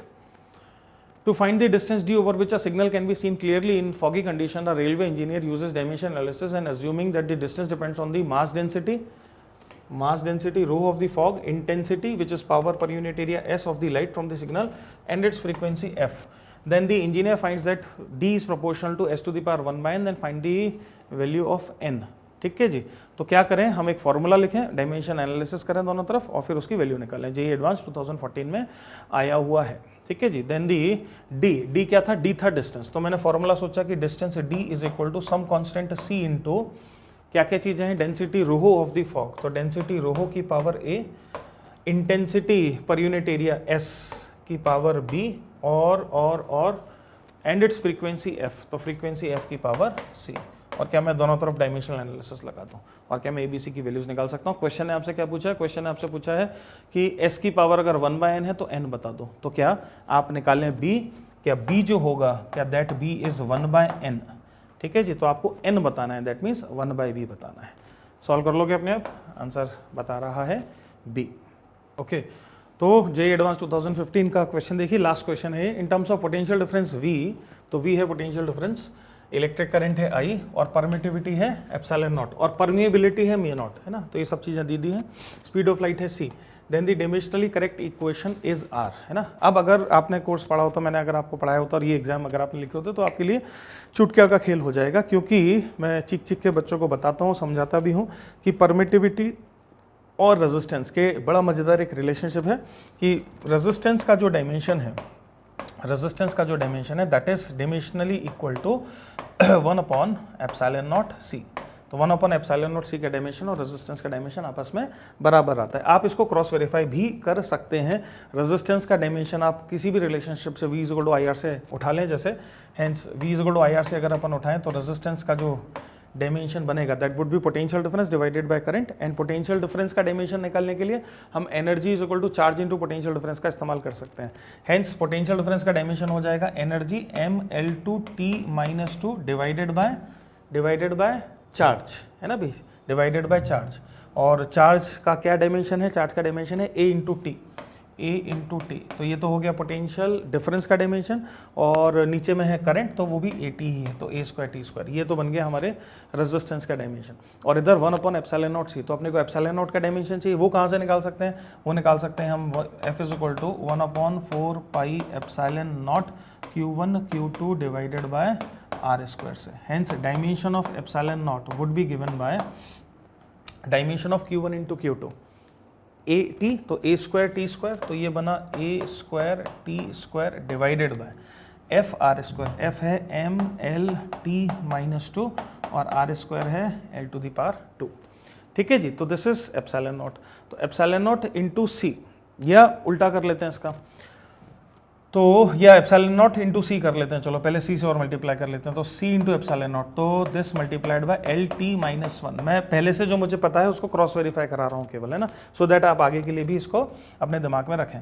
तो देखो L से L उड़ा और -1 और दिस इज -2, तो एक -1 रहा जो ऊपर जाके T⁻³ बना। सो दिस इज A⁻², T⁻3। अरे विद में T⁻3, m नीचे में है तो m की पावर गई -1 ऊपर, और l ऊपर जाएगा तो l की पावर आ जाएगी कितनी, -2। ये है क्या, ये है 1 अपॉन एप्सिलॉन नॉट सी, और ये है एप्सिलॉन नॉट सी, हमें चाहिए 1 upon epsilon nought C. Hence 1 upon epsilon nought C का डायमेंशन जो हो जाएगा that would be like m -1 का माइनस, दैट मीन्स m की पावर +1 हो गई, a की पावर आ गई कितनी, -2, t की पावर आ गई कितनी, -3, और l की पावर आ गई कितनी, 2। ठीक है, और इधर अलग से जो हमने निकाला था उसमें m की पावर देखें कितनी है, 1, है ना भाई, l की पावर देखें कितनी है, 2, t की पावर देखें कितनी है, तो ये -2 और ये A²T² है, तो ये ऊपर जाएगा, तो t की पावर जो है, t की पावर हो गई कहाँ गया -3, और a की पावर कितनी है, -2। t की पावर -3 में गड़बड़ क्यों आ रही है, t की पावर एक बार चेक करें, कुछ तो गड़बड़ हुई। तो T² और ये क्या था, ये था Q² लिखा मैंने, तो A²T² और डिवाइडेड बाय FT, तो mLT-2 और एल स्क्वायर, ठीक है। तो t माइनस टू ऊपर गया 4 और 4 माइनस 1 3, 4 माइनस 1 3, अच्छा वो मैंने c से मल्टीप्लाई किया एल टी माइनस 1 से, ठीक है। तो 4 माइनस 1 3, तो ये रहा। और यहाँ हमने लिखा है energy ml2 t minus 2 divided by energy divided by charge which is AT और करंट, अच्छा करंट इज़ A, तो यहाँ A की पावर आएगी, है ना, करंट इज़ A ना, करंट इज़ A, तो T नहीं आएगा, तो A स्क्वायर T, तो that means T to the power कितनी रही -3, तो करेक्ट है T टू द पावर -3 और उधर भी T की पावर -3, मैच कर रहे हैं दोनों। ये मुझे पहले से पता है, हेंस मुझे पहले से पता है कि R का जो डायमेंशन है वो 1/ε0 c जैसा है। अगर ये मुझे पहले से पता है तो फिर ये मेरे लिए ओरल क्वेश्चन हो जा रहा है। हेंस क्या सी ऑप्शन करेक्ट ऑप्शन हो गया एक, है ना, बाकी सारे ऑप्शंस ऑब्वियसली फिनिश अप हो गए। इधर आई स्क्वायर और वी स्क्वायर कर दिया, तो अगर अपन इस इक्वेशन का स्क्वायर कर दें तो अपने को मिलेगा आई स्क्वायर इज इक्वल टू ε0 का स्क्वायर इंटू सी का स्क्वायर इंटू वी स्क्वायर। और सी जो स्पीड ऑफ लाइट है हम अच्छे से जानते हैं, सी स्क्वायर इज बेसिकली 1/μ0 उसका एक्सप्रेशन मैं यहाँ रख दूँ 1/μ0 एक ε0 कटेगा, μ0 जाएगा वहाँ, हेंस हमारा ए ऑप्शन भी जस्टिफाइड मजे से हो जाता है। तो राइट आंसर जो है, मल्टीपल चॉइस है, राइट आंसर जो है दैट इज ए एंड सी। समझ रहे हो, इस तरह की चीज़ें, इस तरह के क्वेश्चंस पूछे जाएंगे डायमेंशन से। तो कभी कभी डायमेंशन से क्वेश्चन आ जाता है तो एकदम फ्री के मार्क्स है, एकदम इजी है और उसको अपने स्कोर कर लेना है, ठीक है जी। तो इसके साथ ही आज का जो लेक्चर है वो मैं वाइंड अप कर रहा हूँ, फिनिश कर रहा हूँ, ठीक है जी। और मुझे पूरी उम्मीद है कि आपको बहुत मजा आया होगा, सारी बातें समझ में आई होंगी, कॉम्प्रिहेंड भी किया होगा आपने। और अब हैंड्सफोर्थ कहीं भी कोई भी डायमेंशन का क्वेश्चन अगर आप देखते हो तो वो आप चुटकी बजाते ऐसे सॉल्व कर लोगे, ठीक। अब आपने इसके बाद जो करना है वो केवल इतना करना है कि प्रीवियस ईयर्स के जो क्वेश्चन हैं मेंस और एडवांस दोनों के, उन सभी क्वेश्चंस को ट्राई करना है। 99.99% क्वेश्चन आपसे हो जाएंगे, इक्का दुक्का क्वेश्चन बचेंगे, वो जो मैंने आपको अलग अलग तरीके बताए हैं मुझसे इंटरेक्ट करने के, लाइव डाउट सेशंस हैं और ग्रुप्स हैं, तो उसमें आप मुझसे पोस्ट करके पूछ सकते हैं। थैंक यू वेरी मच, धन्यवाद।